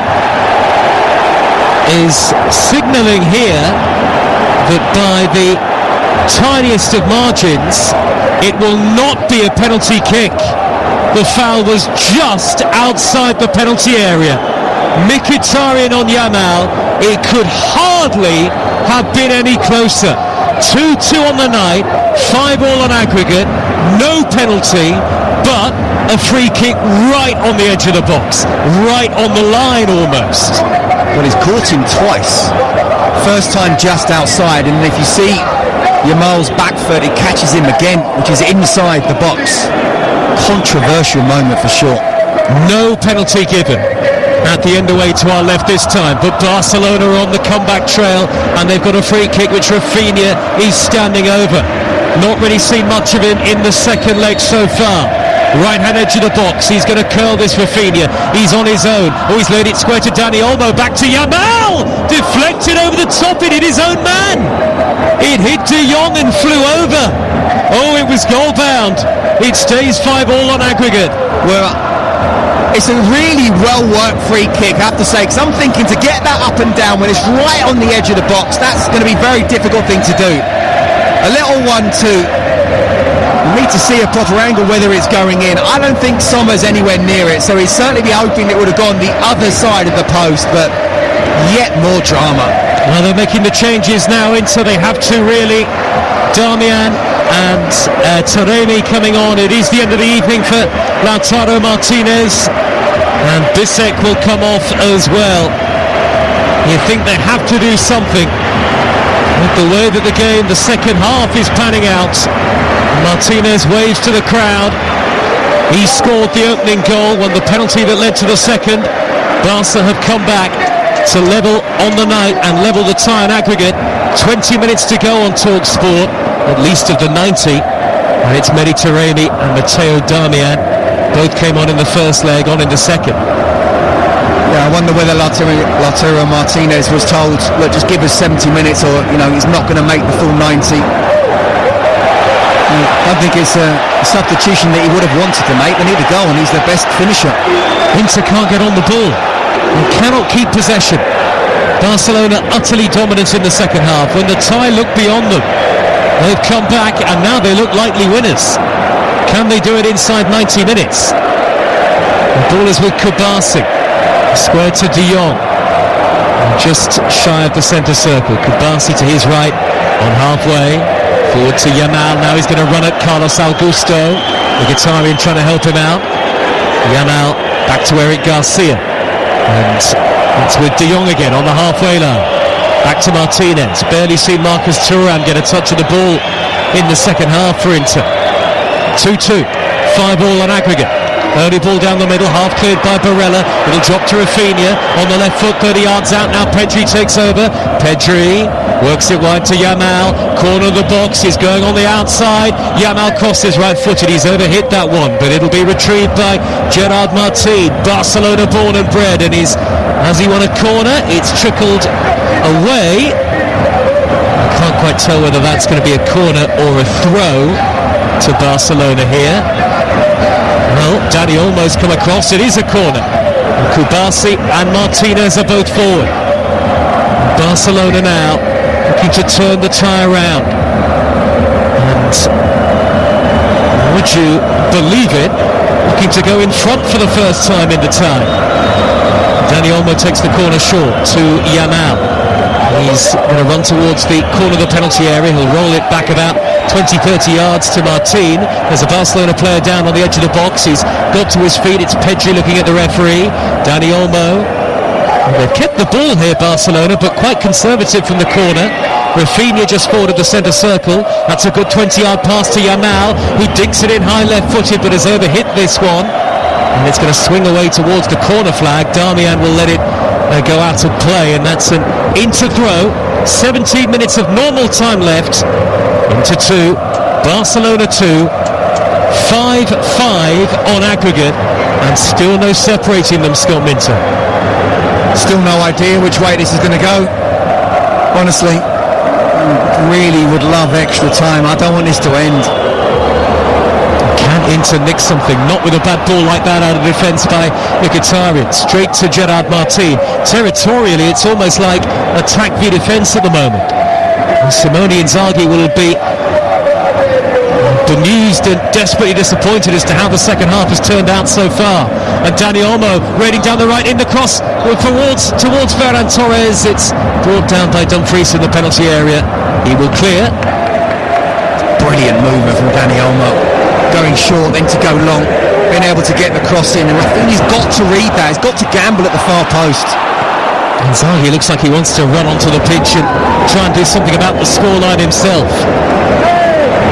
They are 5-5 on aggregate on TalkSport in the Champions League with Enterprise Rent-A-Car. Rent from the best lineup in the UK. Enterprise has all the vehicles your business needs with the flexibility to rent for minutes or months. We'll do it all again in the Champions League tomorrow in Paris as Arsenal aim to turn things around away at PSG.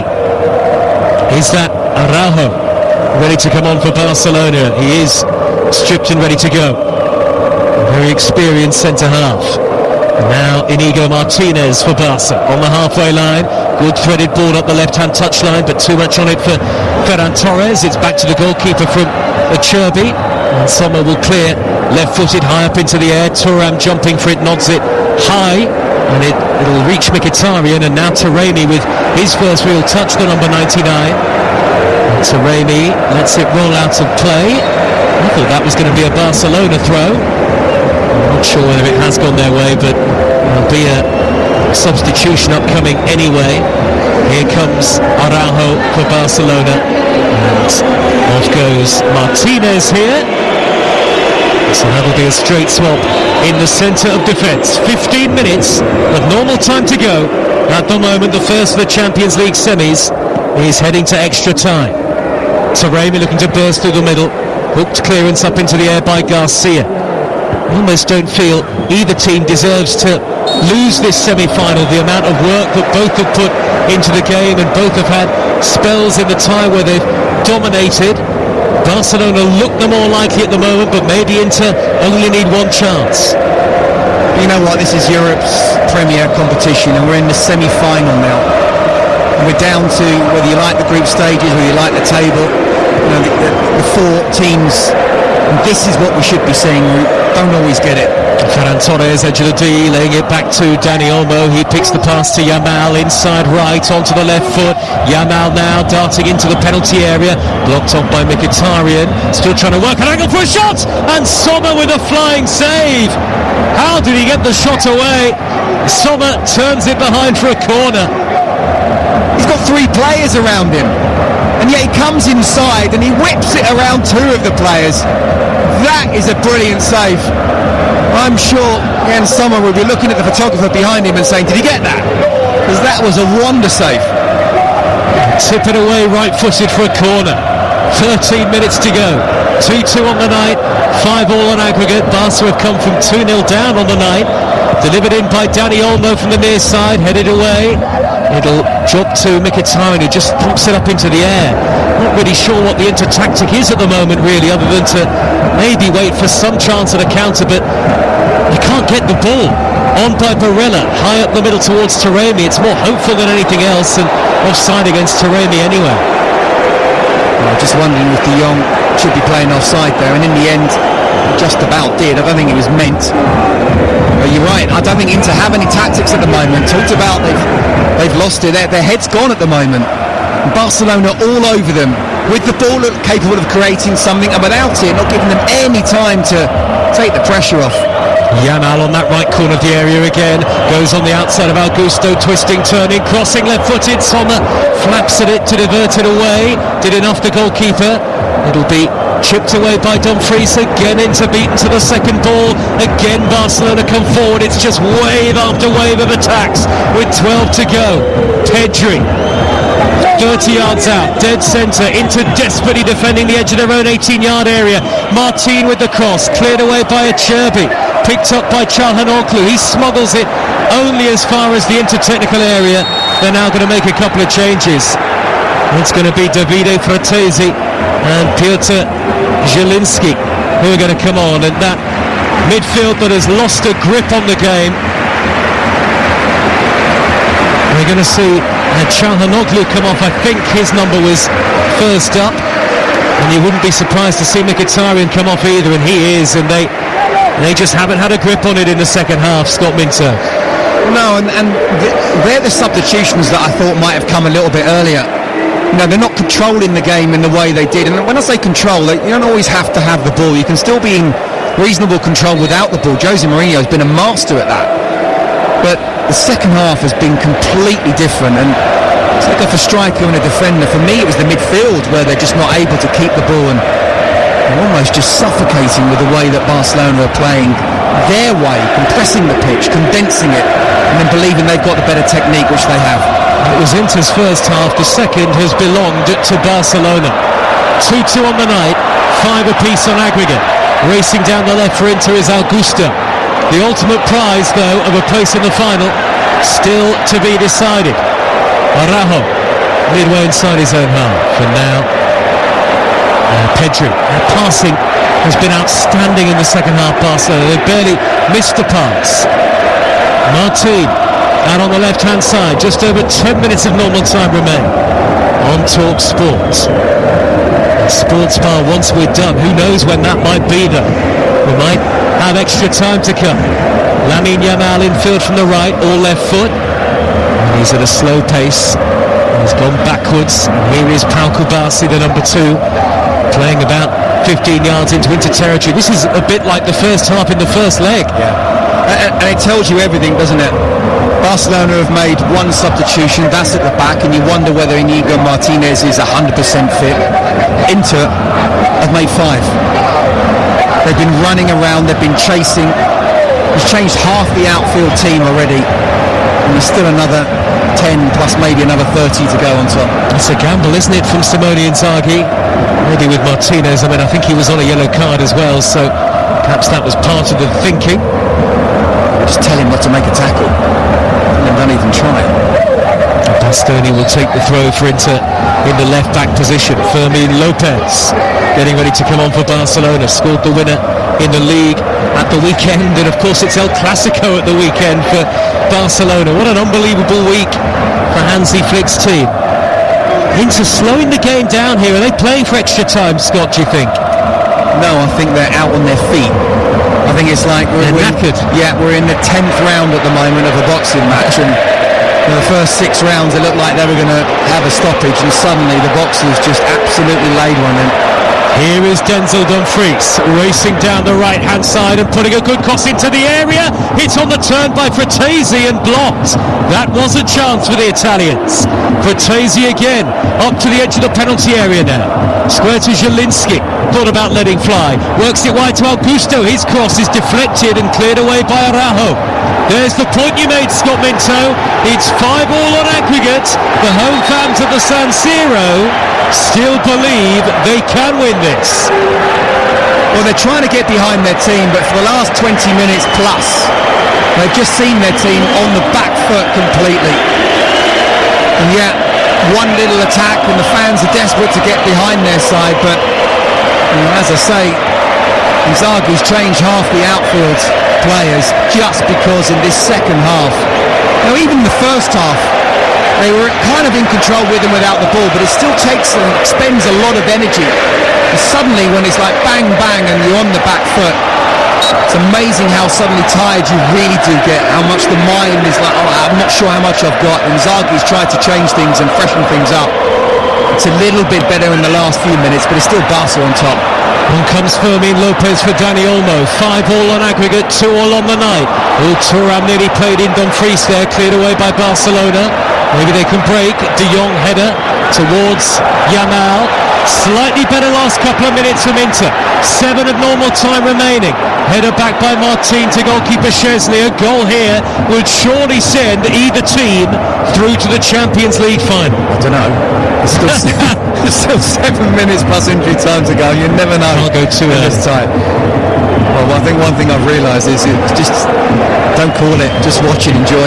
Well, I don't think anyone expected it to be quite as good as this. We really have been treated to one of the great semi-finals of modern times in the Champions League. Eric Garcia to De Jong, midway inside the Inter half. Little flick by Pedri, not a good one, a bit careless. And they won it back here, Inter. A little bit more control maybe with Fratesi and Zielinski now onto the field. Long clearance by Sommer, he's actually belted that out of play. Barcelona throw just shy of the halfway line. 6.5 plus added time to go. 2-2 in the second leg. And Inter 5, Barcelona 5, the aggregate score. Yeah, we're in the 11th round right now, Joe. Both teams are really tired. What are you going to call penalties then in that case? Well, the referee's actually going to be telling them if it stays like this, if there's no such thing as a draw, I'm going to have to box a few more rounds. One team in the left back area smuggles it away only as far as the onrushing Matteo Darmian, and now Dumfries has set up Thuram. The chance is on here with the low cross. What a bit of defending by Araujo, but I think Taremi was probably miles offside in the box. And the flag is up. He didn't time his run there at all, Taremi. And in fact, Thuram didn't rather in the build-up anyway. Yeah, again, much as we criticise the high line, that's a really good line where Thuram is not looking, because he's got his back four, the back four of Barcelona to his back, so he doesn't know where they are. And they've just pushed up and it's offside, and it's a really good line. Matteo Darmian, another former Manchester United man, has just been called by Fermin Lopez. All the twists and turns of the first leg, which ended 3 apiece, have been pretty much matched by what we've seen in the second leg. 2-2 on the night. And Dani Olmo's header to draw Barcelona level in the tie. That's where we are with 5 minutes to go. That's where we have been for the last 25 minutes. Just a breathtaking watch. Fermin Lopez tackled by Zielinski, tracking back. Double deflection, Barcelona throw just over the halfway line. It'll be interesting to see how much added time at the end of normal time there is. Heading for extra time though. Lamine Yamal drifting in field. He gets it back from Pedri. Yamal towards the edge of the box, touch heavy, surrounded by two in blue and black. It's cleared away by Inter. Taremi trying to win the flick on down the middle, but he can't get to it from his strike partner Thuram. Barcelona win it back yet again. It's been a few times De Jong just dropped in and helped out his back foot. You don't necessarily want him to be in either a physical battle or a race with someone like Marcus Thuram, but he certainly reads the game really well. At walking pace on the halfway line. I don't think we've said that once across the whole of the tie so far. Now the ball is out on the right hand side with Eric Garcia. Infield to Ferran Torres, not a good flick. Intercepted quite easily by Zielinski. Early ball over the top and Thuram could be clear. Szczesny raced out to hammer it away from midway inside his own half. That is wonderful goalkeeping, because he had to be almost not on the edge of the box but even further out of it, and the ball that was played was almost an Inter's own third. Because of that high line, it was just literally just get it into Barca's half. Brilliant goalkeeping. 5-5 on aggregate on TalkSport. Sports Bar once we're done. Arsenal PSG tomorrow at the Parc des Princes, given away by Fratesi. Barcelona have it back. Pedri picks out Rafinha onto the left foot, turned away. Rafinha rifles in the rebound. The comeback is complete. And is that Barcelona heading to Munich? Even by their standards, this is something truly special. It's Rafinha to rifle in the rebound. They were 2-0 down on the night. They now lead 3-2 and they are 6-5 up on aggregate. Hats off to Barcelona. Do you know what? There's no way a back five should concede a goal like that. Denzel Dumfries is pushed on, thinking that maybe being in the attacking position, but Damien's not then come around. There has to be some kind of communication between the two. If Damien doesn't think he can actually come round for Rafinha, then he's got to call Dumfries back. Rafinha's completely free. He takes the touch, he's on his left foot, it's a good strike, it's a decent save, but it comes straight back at Rafinha. And he absolutely pings it into the corner of the net. I don't know who it was by the post, the Barcelona play. He made sure he didn't touch it because he was in an offside position. That is a brilliant strike. My goodness me, we are just over 90 seconds away from the 90 minutes being up. And I still don't want to say that Barcelona are going through. An incredible record that he's got in this season's Champions League. A 13th goal of this year's competition for Rafinha. And it puts Barcelona 6-5 up on aggregate in the semi-final. And is that the end of this incredible story? We will find out shortly. But for Barcelona, who have produced incredible Champions League comebacks in the past, to do it again in this manner, just a measure of this talented, remarkable squad led by a remarkable manager who has helped, no doubt, inspire the comeback. But it's still not quite done yet. A minute of normal time to go. Dumfries with a long throw into the penalty area. Thuram has brought it down. And Fratesi could be in. He's blocked off by Kubasi. 3-2 Barcelona on the night. 6-5 up on aggregate. Pedri is fouled. And it'll be a free kick to Barcelona. If they see it through, it'll be one of the great second half performances in the history of the Champions League. Oh, what's the Cherby doing there? Obviously Pedri was going to look for the foul, but you're absolutely right. Obviously the PSG game springs to mind in terms of the numbers of what happened with the first leg and the comeback from Barcelona. Lionel Messi inspired. But this second half, Joe, I mean, Inter were in as much control as they possibly could be. Defensively they looked solid. Going forward they looked dangerous and Barca looked vulnerable. And for them to come back and not just bring it to 2-2 and possible extra time, but at this moment in time look like they're going through to the final. This is one of the best second halves of any team in Champions League history. 5 minutes of added time as Lewandowski replaces Ferran Torres. Barcelona are heading through, Inter are heading out. DiMarco looks on the verge of tears, watching on from the bench. Simone Inzaghi can't believe it, and some are leaving the San Siro early. What are you doing? Dumfries looking to raid down the right. Inter looked like they had it in the bag. They looked like they were heading to a second Champions League final in 3 years, but it's Barcelona going through 2 as it stands. Free kick to Inter, right in front of the Barcelona dugout. Nearly a minute through 5 added. Inter 2, Barcelona 3. Barcelona 6-5 up on aggregate. I was just about to say, even though I don't want to call it, Barcelona have been so in control in this second half, and Inter have looked so on their feet. Something like this, a set piece, just get it into the box, try and win a second ball. It's the best way of getting this equaliser. Nicola Barella's free kick is headed away. Eric Garcia will let the loose ball trickle out of play. He couldn't get there. It's an Inter throw into the second minute of the 5 added. This is desperation time for InterMilan now. Twice in the tie they've been 2-0 up.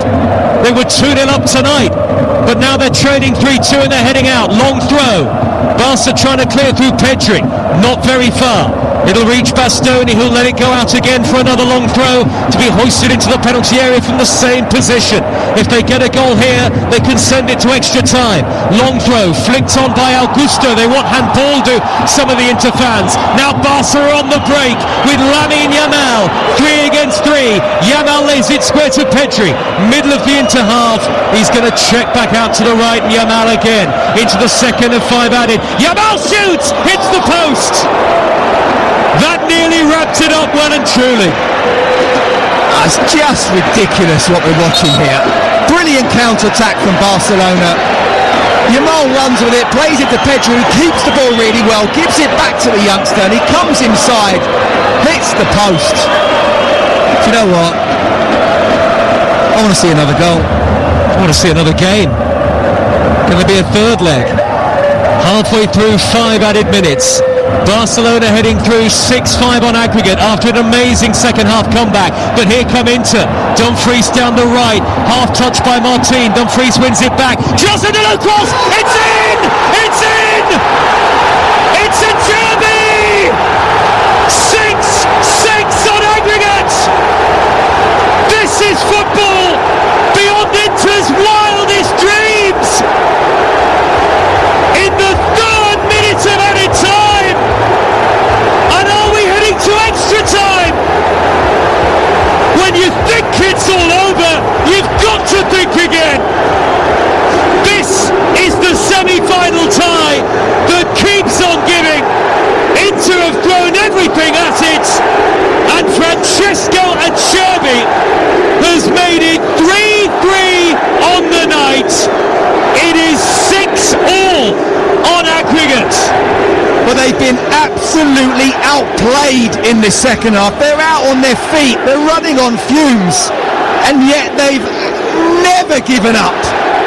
Watching Inzaghi celebrating, you know what it is? It's the big centre-half going up. We saw Ruben Amorim do it with Harry Maguire. We've done it here tonight as well. Acerbi playing that centre-forward role. And Araujo has to get around him. He can't allow him to get across him and get the shot in.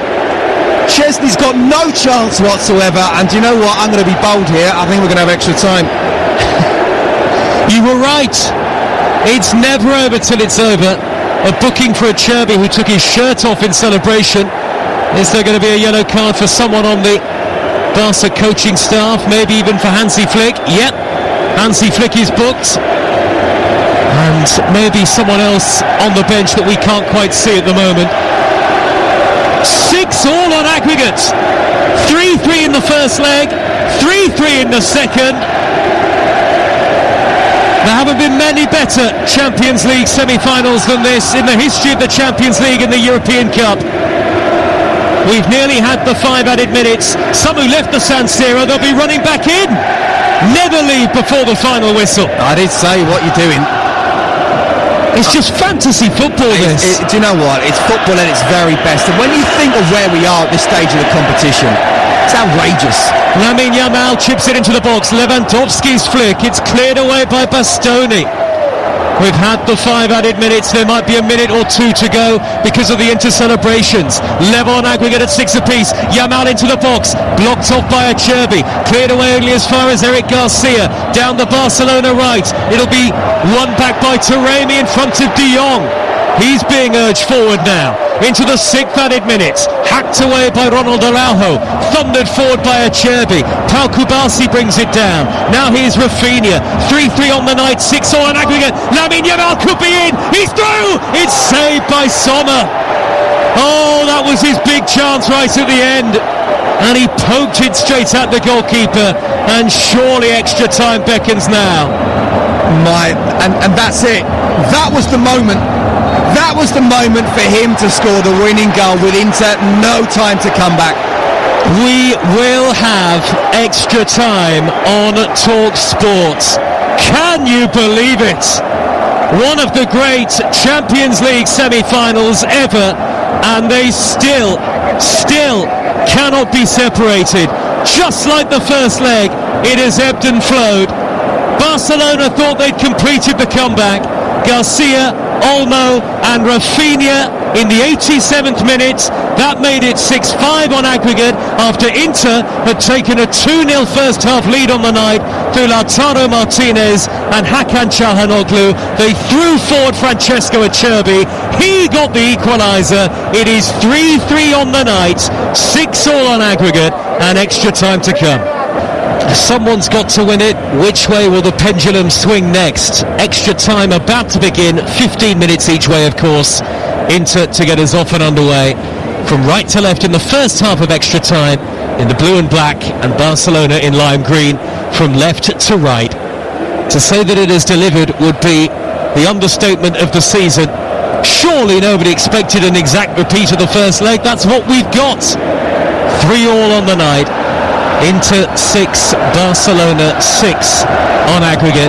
Half an hour to come, and then penalties. The prize, the Champions League final at the end of May, which of course will be live on Talk Sport, and tomorrow night we'll bring you PSG against Arsenal. We're back underway. Inter have it with Acerbi, who threw off his shirt in celebration after that equaliser in the 3rd minute of added time. Inter, remember, 2-0 up on the night at half-time. Barcelona turned it around to lead 3-2.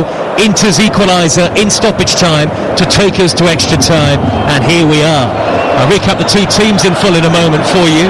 Lamine Yamal has it for Barcelona, down by the corner flag. He had a chance to win it right at the very end, Scott Minter. He absolutely did. It was practically the last kick of the game. I mean, Carlos Augusto did really well because he wasn't going to get there.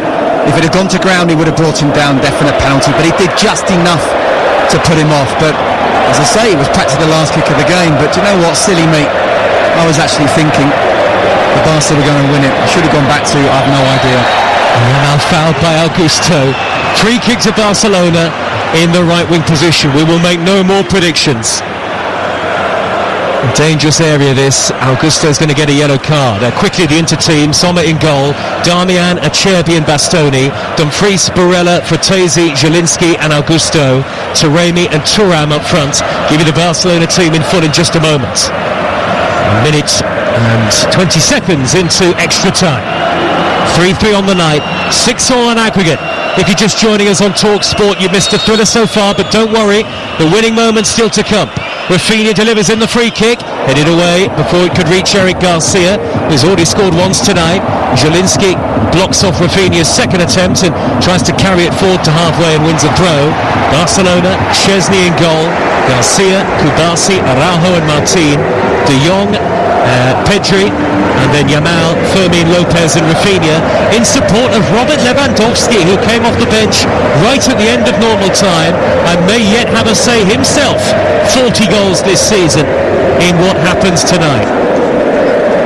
A throw by Bastoni over halfway and the header clear, out of play by Garcia. He might have to take a penalty.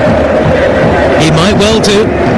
To say the Inter celebrations were manic would be another understatement. Simone Inzaghi mobbed by the subs and his coaching staff. They've been on the verge of tears of despair a few moments earlier, but disbelief went in to hold themselves level with one of the few chances they had in the second half of the second leg. Barella out on the left-hand side for Inter, deep into Barcelona territory. It's won back by Fermin Lopez, who will clear skywards, headed down by Acerbi. That's going to go straight out of play. 6-all on aggregate, and Pau Victor of Barcelona, one of the substitutes, has been yellow carded, it might have been something that happened in the aftermath of Inter's equaliser at the end of normal time, maybe. Do you know what? You actually get more frustrated sitting there watching on the bench or even in the stands than when you're in the game, because you've got a bit more control of it when you're playing. When you're not, you just feel completely out of it, and when you see perceived injustice, you've got to go a little bit over the top. 3 minutes into extra time. High ball up the inside right towards Taremi. He shrugged aside the defender. Taremi to Thuram in the box. Tries to flick it away from the defender. Pau Kubasi and Araujo do just enough between them. They were looking for the flag, Barcelona, but it wasn't forthcoming. They can carry it forward now on the counter with the absolutely tireless Pedri, who this time runs into trouble with Dumfries, and Zielinski slides in, and Inter have got men over here, knocked to the right hand side, Fratesi into the box. Oh, he slipped at the vital moment before he could cross it in, out of play for a throw, but that's got the San Siro on its feet. Inter throw 4 minutes into extra time. Yeah, it's actually brilliant defending from Gerard Martin. He gets back. It does look all the time, doesn't it? If they're able to play that pass in between a fullback and a centre half, then that first ball in, just crying out for a striker to tap it in. Hopefully more of this tomorrow night in Paris. Long throw by Darmian, cleared away by De Jong for Barcelona. Flick back into the penalty area towards Carlos Augusto, who has fouled Eric Garcia, who might have a touch of cramp, and it's a free kick. PSG against Arsenal, live on TalkSport tomorrow night. Thursday night, Manchester United against Athletic Bilbao on TalkSport. Bodo Glimt against Tottenham on TalkSport 2. And on the TalkSport app, we start our coverage of the playoffs with Bristol City against Sheffield United. Sports Bar will be with us once we're done tonight at the San Siro. 3-3 on the night, 6-6 on aggregate, and still no sign as to who's going to win it and reach the final. Rafinha looking to dart infield from the left. I reckon this is the first time that Jason Jamie don't want to go on there. Just want to enjoy it like the rest of us. It must be. How do you sum a game like this up? And it's not even done yet. Garcia, middle of the Inter half, right of centre, plays the ball backwards to Araujo, under a bit of pressure from Taremi, so went square to Kubasi quite quickly. And Gerard Martin out on the left hand side. This is where tired legs might play a part as well, of course, as extra time goes on. In the 6th minute of the first half of extra time, Barcelona and Inter cannot be separated. Not yet anyway. Yamal, 10 yards from the corner of the penalty area, shuttles in field onto his left foot, whips it wide to Gerard Martin, who will dink it in left footed, and it's too high towards the back post, and Fermin Lopez stopped away by Augusto. It's the ball that they want to play and they've practiced on, you can tell. That one to the far post, just outside the far post, and no one was there. Yamal again, led with the edge of the penalty area, waited for the run of Pedri, infield and square. Yamal tackled by Bastoni, but it's come through towards Pedri, who can't reach the loose ball. Slightly overhit pass by Fermin Lopez. Sommer, who's made a couple of great saves, was out quickly. Yes, it was an overhit pass. And he can't claim tiredness. The weight of the pass so important. Pedri would have been in, through on goal. Massive moment. Scott Minto, former Chelsea and Benfica defender, with us tonight for commentary on TalkSport. In the 7th minute of extra time, Inter 3, Barcelona 3 on the night. And 6 goals apiece on aggregate. 6-6. Bastoni with the yellow boots on, back to Sommer, who hammers it upfield. That's high towards Thuram, who might try and reach it through the middle, but he was beaten to it by Kubasi. Araujo back to Wojciech Szczesny, into a 2-0 up at half-time. In normal time, would you believe it, in the second leg? How long ago does that feel now? Thuram there does look tired, doesn't he? It was incredible when you said that Barcelona had the chance when it was 2-2 on the night to go ahead for the first time in the tie, and they did. You're thinking that would be enough, but no, it's Inter side never given up. And it just sums up the tie, doesn't it? It's toing and throwing, pendulum one way and the other. Don't guess, just enjoy. I won't ask you to call it again. Please don't. At what point do the managers think about penalties, I wonder, as Hector Fort is going to come on here, the right back for Barcelona. Garcia, we saw struggling with cramp, he's only 18. Hector Fort, another Barcelona-born player, and has rarely ever appeared in the Champions League. Made his first team debut in this competition last season and just one appearance in the Champions League since. What a stage. The San Siro, first half of extra time, semi-final, 6-all aggregate score to come into a game like this. I hope he's got that kind of exuberance of youth where he's not thinking. Thuram, right edge of the penalty area now, blocked off by Martin. He's heading for the dead ball line, but he's away from goal. Now he's turned inside, away from Araujo, pulled it back. Taremi lays it off. Fratesi gets the shot in and picks up the bottom corner. Into lead again. The pendulum has swung the way of the Italian team. Davide Fratesi, who loves a big moment, who loves a big goal, the big game player, might just have the biggest goal of the lot. 4-3 Inter on the night, 7-6 on aggregate. Don't you just love football? Absolutely. Looking at a picture of Hansi Flick, and he cannot believe what he's just seen. But again, it's poor defending. But let's give him a lot of credit here, and Fratesi in particular. And Thuram, just said about how he looks like he's running on fumes. He looks so tired, but he goes out towards the corner flag, but a great turn. He gets the cross in. There's a layoff, and no one's going out to him. Is it Kabasi who's just... all he's concentrating, he's putting his arms behind his body and he's falling over, thinking Fratesi's going to shoot first time. Just get out to him. He's taken the touch, he's taken another little half second, and that is composure at its very best, giving Szczesny no chance whatsoever. Still not calling it. He scored the winner in the quarter-final, ultimately against Bayern Munich, and he scores in the semi-final.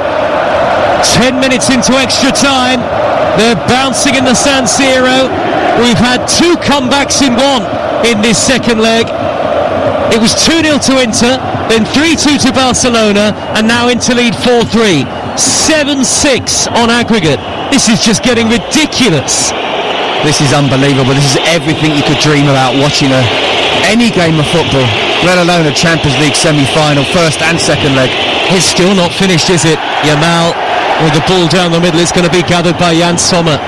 And you know what I was saying about Fort, about I hope he isn't thinking? He's just come on to a Champions League semi-final, second leg, where it was level with a chance that he may be having to take a penalty. Now, he may not now, and they'll probably take penalties right now. I mean, again, you talk about the mental strength of Barcelona coming back from 2-0 down to 3-2 and just moments away from going through, but then the mental strength of Inter never giving up, finding a way to take it to extra time, and now they're on top.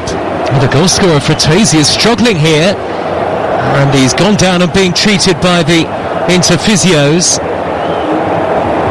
And moments after scoring, and the incredible emotion of what might be the winner in a Champions League semi-final, he ran up towards the fence that lines the edge of the pitch and then beats his chest with his fist in celebration. A celebration fit for a goal of this importance and that nature, and the Inter fans responding with incredible noise. It has been a tie for the ages. I don't know what more to say. It's been a great game of football. The technical side, the tactical side. The managers have made substitutions to try and keep things going. It's gone back and forth. As I say, I'm still not sure this is the end of it. Fratesi off the pitch for the moment, asking for even more from the home fans. You're with Talk Sports. Inter 4, Barcelona 3, as the rain tumbles down in northern Italy. 7-6 to Inter on aggregate, and we're about 2.5 minutes away from the end of the first half of extra time. And Lewandowski's hardly had a touch. No, not yet. But there's still time. And Fratesi's still off the pitch here, still temporarily down to 10 Inter, as they hack the ball over the halfway line. What play in the build-up by Thuram, who must be exhausted. But Inter are going through as it stands to face either PSG or Arsenal. Barcelona have it out on the left with Martin. Back to Kubasi. What have Barcelona got left in the tank now? The contrasting emotions that both teams have experienced, particularly in this second leg, is just incredible. The highs and lows of football captured in 103 minutes. You know what, I likened it to a boxing match, and take away the brutal physicality of a boxing match, but mentally, you know, you're on the floor, you've got to get up, and then suddenly you've knocked your opponent down, but he gets up and knocks you back on the note. It's a slugfest. The Sports Bar will take your calls once we're done, but here come Barcelona, who aren't finished yet. Lewandowski on the edge of the D, back to Hector Fort. Well, he hit one, it's over the top. Never scored a senior goal, the teenager, and that was always rising. I'll tell you what, he got to the edge of the box there. Keep that on target. That would have been interesting. And it's really driving heavy rain now. Simone Inzaghi's blue suit is absolutely soaked, but he's still hopping mad in the technical area. Some of the Inter fans are putting the ponchos on. A minute of extra time. First half of extra time to go. Inter 7-6 ahead on aggregate. 4-3 on the night. Barcelona have got just over 15 minutes to save themselves. Acerbi gets in front of Rafinha. Acerbi clears right-footed up towards the halfway line. The rain getting heavier and heavier.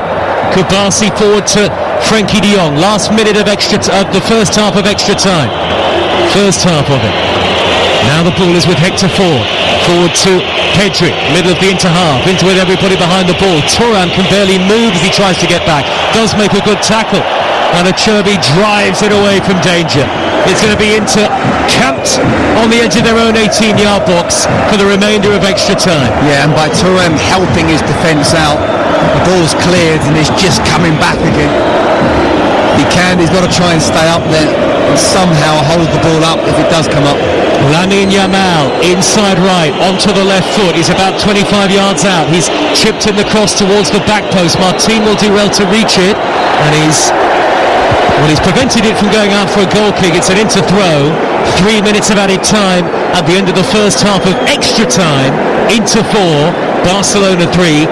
Inter leads 7-6 on aggregate, thanks to Davide Frattesi's goal off the bench. Yeah, and you can see almost all of them are out on their feet. Even the subs that have come on look like they haven't got that extra bit of energy. It's not easy to come on as a sub, to get used to the pace of this game in particular. What have Barca got? Well, there have not been many Champions League semi-finals like it in history, and it is still in the balance. Nearly a minute through 3 added at the end of the first half of extra time. 1 goal between them. Barcelona looking for an aggregate equaliser. De Jong out to the inside right, and Yamal, who will clip it across right-footed, too high for Lewandowski. Gathered by Sommer, who plunges to the ground. There's a long way still to see out for Inter just yet. It's the right ball though. You can see how Inter are really just dropping back 10 men behind the ball, and sometimes 11 with Thuram. You know, Taremi can do a really good job defensively, as well as obviously being the forward that he is. But when it's not on, if Lewandowski can make that run, that in-swinging cross, just gets a flick on it, there's every chance they can get the goal. Thuram does superbly to win into a free kick.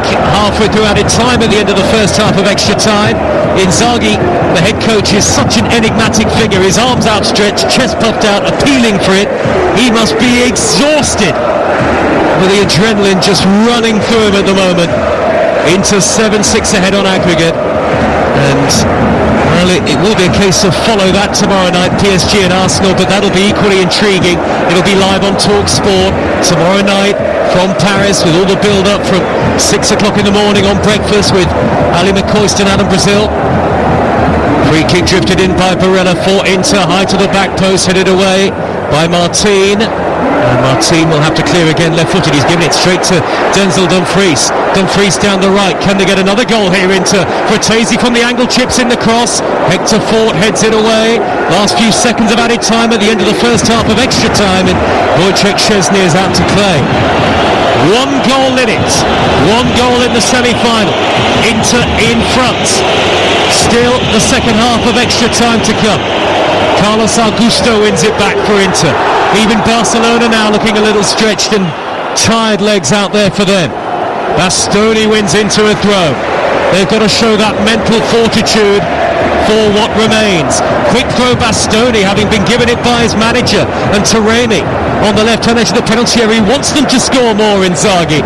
He wants the cushion of a 2-goal aggregate lead, and the ball is played through to Barella, and the referee blows the whistle for half-time in extra time just as he was running clear. And Inzaghi ran on the pitch as if to remonstrate with the referee. But regardless of all that, on this extraordinary Milan night, it is Inter heading through with the second half of extra time to come.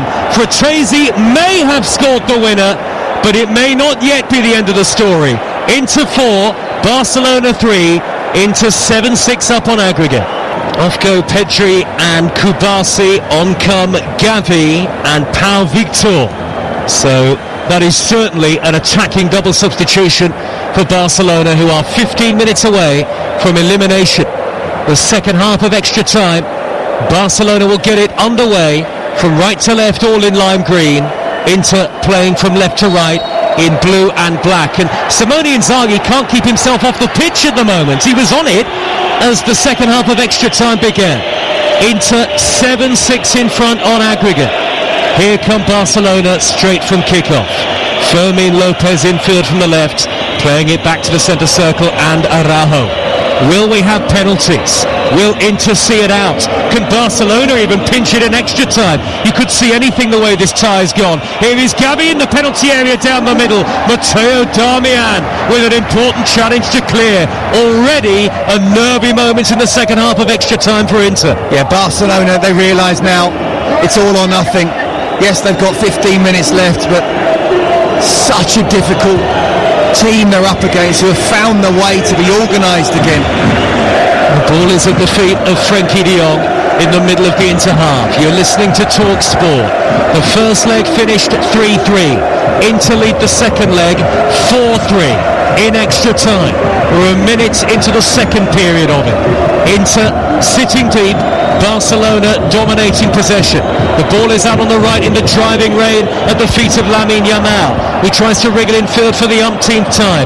Left-footed passes cleared away by Darmian upfield. It will be attack v defence for the next 13 and a half minutes, Scott Minter. Yeah, and normally the top passing teams, they want a slick pitch, but the rain is so heavy that the passes need to be inch perfect, and they're not at the moment. The weight of the pass, and players are slipping as well.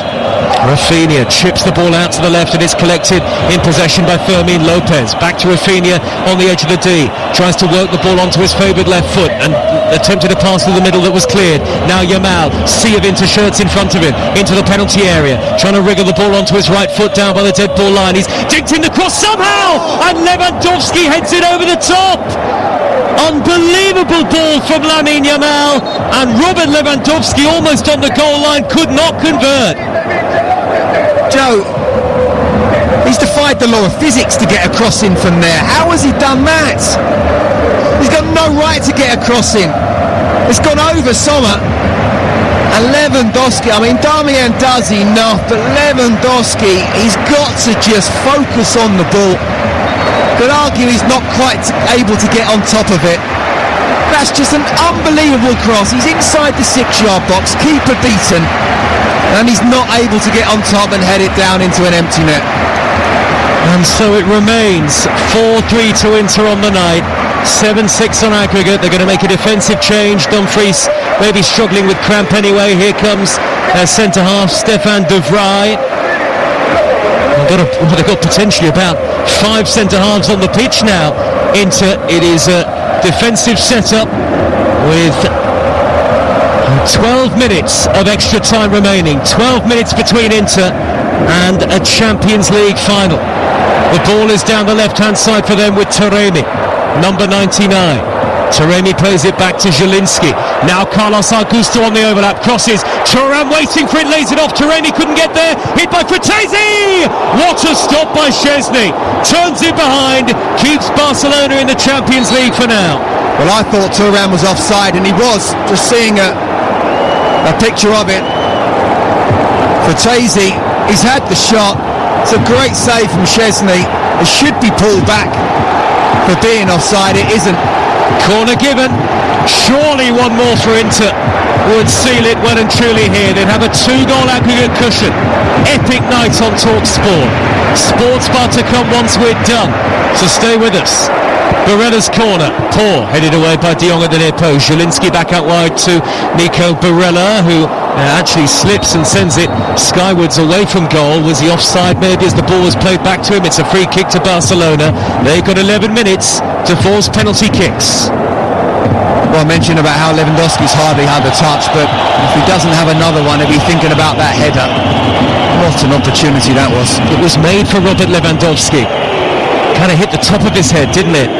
Yamal again for Barcelona. A never-ending threat. Infield from the right, curls in a shot, and that bounces well wide.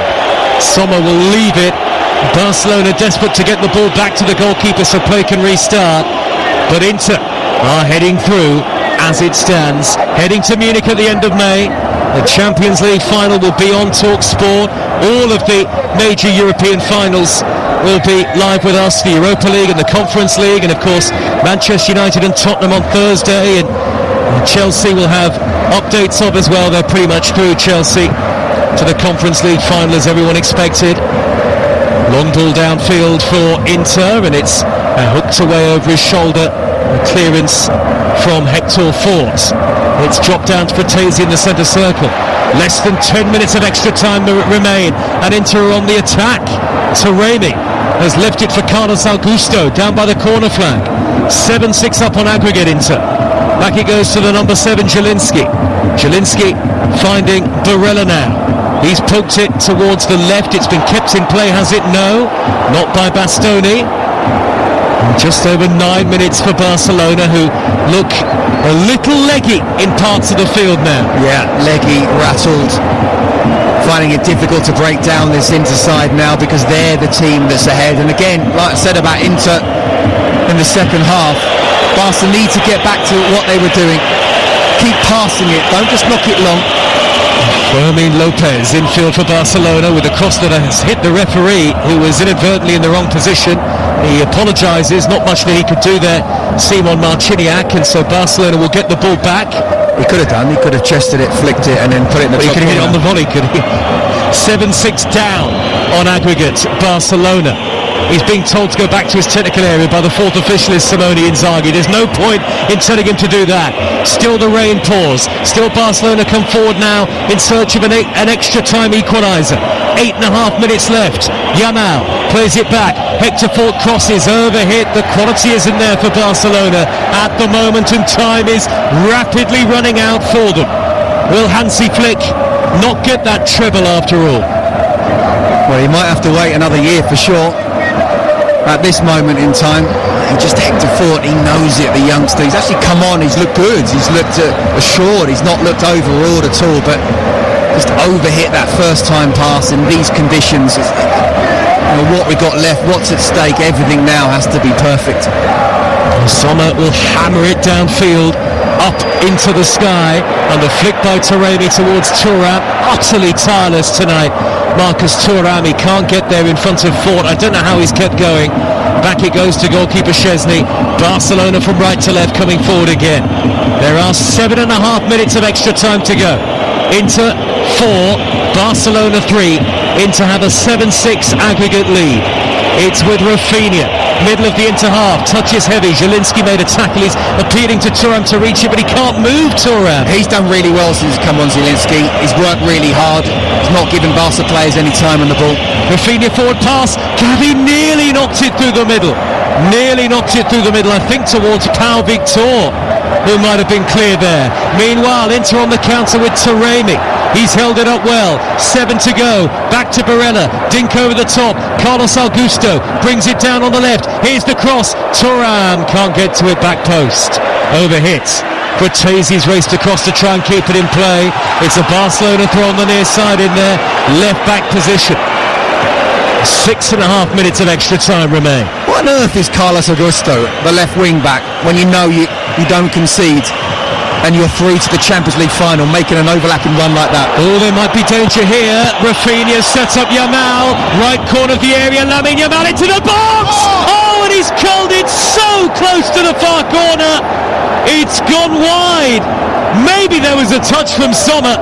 If there was, it's a wonder save. Well, we're seeing an angle where he's running, he's coming inside, he's in the box. That is an unbelievable save. Arguably even better than the one in 90 minutes. Jan Sommer, take a bow. And still 6 minutes left for Barcelona. 7-6 down on aggregate. Sommer takes the corner out of the air. What a touch of a right hand from the goalkeeper to deny Yamal and stop it from being 7-all on aggregate. Oh, do you know what? That is every bit as good as the one he made earlier. And Lamine Yamal cannot believe it. It's exactly what he wanted. In the last 20 or so minutes, he's not had space and time to run. He's got inside the box on his left foot. It's going in the corner, curling in. Only Sommer, a handful of goalkeepers in world football could have saved that. I think that might be the best save, Scott, of the lot. From Jan Sommer to keep Inter in front. They've lost the ball. 5 minutes of extra time to go on TalkSport. It's all Barcelona in large part now. Desperate for an equaliser to take us to penalty kicks. And you wouldn't bet against it the way that this game has gone. You just never know what's coming next. Is there one last chance for Barcelona? Rafinha towards the edge of the D. Blocked off by Zielinski. Fratesi gets an important touch, but it's come back to Rafinha. About 40 yards from goal. Dead centre. Less than 5 minutes remain. This is it for Barcelona in the Champions League this season. Yamal in field again. Digs in the cross. Headed on towards goal. De Vrij heads it away. It'll drop down towards Fermin Lopez. A long way from goal. Sets up Rafinha onto the left foot. Back to Fermin Lopez. They're queuing up in the box in the lime green shirts of Barcelona. Can they get it into the penalty area? So tense for Inter here at the San Siro. A classic.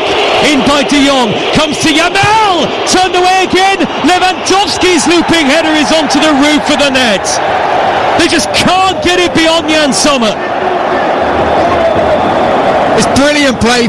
This is the kind of the build-up play they want. No panicking, fighting away to try and get a chance. Little bit of luck with a deflection. Lamine Yamal has the strike with his right foot. It's difficult to score from there, especially against this goalkeeper. The angle's tight. It's on his right foot. He gets it on target. And the ball bounces down and quickly at Lewandowski, and he's not quite been able to react. He's conceded 3 goals tonight, Sommer, and he's been one of the best players. I'll tell you what, he's going to be in with a shout for man of the match.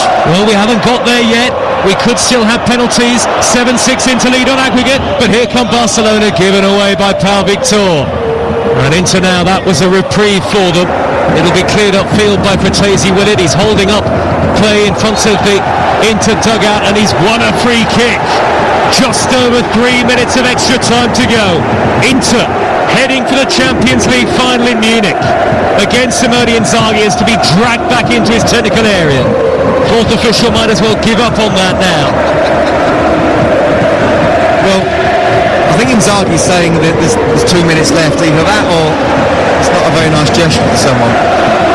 And it's going to be hammered long by Stefan De Vrij, and the Inter fans, 75,000 or so in full voice. Even though it's a minute out, there's 3 minutes to go. Brought down by Thuram, racing down the left. Less than 3 minutes to go now. Hector Fort's won it back for Barcelona by his own corner flag. The ball will be carried forward by Frenkie de Jong. Quick pass on to Araujo. Now Lamine Yamal out on the right hand side. He's been just dragged away by Bastoni. Tug of the shirt, yellow card to the defender. Free kick Barcelona. Just over 2 minutes remain. They've taken it quickly. 4-3 down on the night, Barcelona. 7-6 down on aggregate. Here on TalkSport. Is there to be one last chance? It would take us to penalties. In by De Jong towards Gavi, headed away. Initially by De Vrij, then by Fratesi, then volleyed upfield by Matteo Darmian. Inzaghi urging his Inter players forward. Thuram at the top of the formation has barely got any gas left in the tank. Less than 2 minutes to go now, plus any added time. Yamal accelerates forward into the area again. Deflected shot goes behind off Bastoni. Think it was going wide. It's a corner. How does he have the energy? I don't know. I mean, again, the kid's 17 and he's playing deep into extra time here. Honestly, this game's not over. 90 seconds plus injury time. The game's not over. It's a corner to Barcelona. Less than 90 seconds of normal time to go. In by Rafinha, punched over the top by Sommer. That was right underneath the goalkeeper. Everybody in the San Siro on their feet now. Fifth corner for Barcelona. This really is it now, if they're to keep themselves in the Champions League after this epic encounter. Rafinha's corner flicked on by Fermin Lopez and away by Stefan de Vrij. Last minute of extra time. Robert Lewandowski chasing. Back heel from the dead ball line. Hammered away by Bastoni. It'll be a throw to Barcelona. And they're not going to be quick to give the ball back here, Inter. 45 seconds left. How much added time will there be? Inter felt Lewandowski should have been called offside in the build-up there. 40 seconds remain. 7-6 Inter on aggregate. The game that you don't want to end might be about to. And it might be about to end with Inter cheers. And on the right-hand side, it's Yamal yet again. This time he's tackled by Taremi. And Taremi can carry it forward over halfway. And he'll play it on towards Barella, but he's beaten to it. Maybe one last attack for Barcelona. These are the last few seconds of extra time. They're a goal down on aggregate. It's with Gavi. He's about 40 yards out. Wide left is Fermin Lopez. Back to Gavi again. Gavi to cross right-footed. Headed away by de Vrij. Drops towards Yamal. Taremi clears. 2 minutes of added time at the end of extra time. I was hoping there'd be 25. Can Barcelona level the tie again? Rafinha with the cross. Lewandowski's flick cleared away. And it'll drop back towards Yamal, and there'll be a throw to Barcelona out on their right. Yamal's throw to Frenkie de Jong. Now Rafinha takes the possession, attack the defence. In by Rafinha, headed back across goal towards Araujo. Brilliant defending by de Vrij, who was fouled. A minute and 20 seconds left. What an intervention by de Vrij. Inter 7-6 up on aggregate, 4-3 on the night. Yeah, I'm not sure that was a foul. Fermin Lopez has headed the ball back in. De Vrij's got there first. But of course he's going to go down. Araujo couldn't quite get there in the end. I mean, look, as we were getting towards the end of the 90 minutes, the San Siro, some of them are going home. Never believed they could come back. And now listen to them. Incredible. Inter's resolve extraordinary, and they are nearly there on Talk Sport. 40 seconds to go. 4-3 on the night. 7-6 on aggregate against Barcelona. They were heading out Inter at the end of normal time, remember. They scored an injury time equaliser to take it to extra time, and Davide Fratesi looks like he's scored the goal to finally end it. Thuram's been fouled. Free kick to Inter. That might just about be there. Yeah, what's De Jong doing? He knows that Thuram's going to put his body there. Slightest bit of contact to go down. Brilliant forward play from Thuram. And that's it. Seconds away. We've had the 2 minutes of added time. Acerbi is just going to hack the ball long, deep towards the corner flag. Taremi can't keep it in play. It's a goal kick. All eyes on the referee, Simon Marciniak. Inter are through to the Champions League final after winning a last four tie for the ages.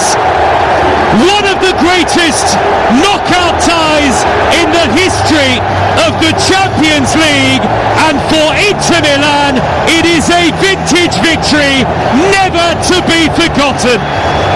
They edge out Barcelona 4-3 on the night, 7-6 on aggregate.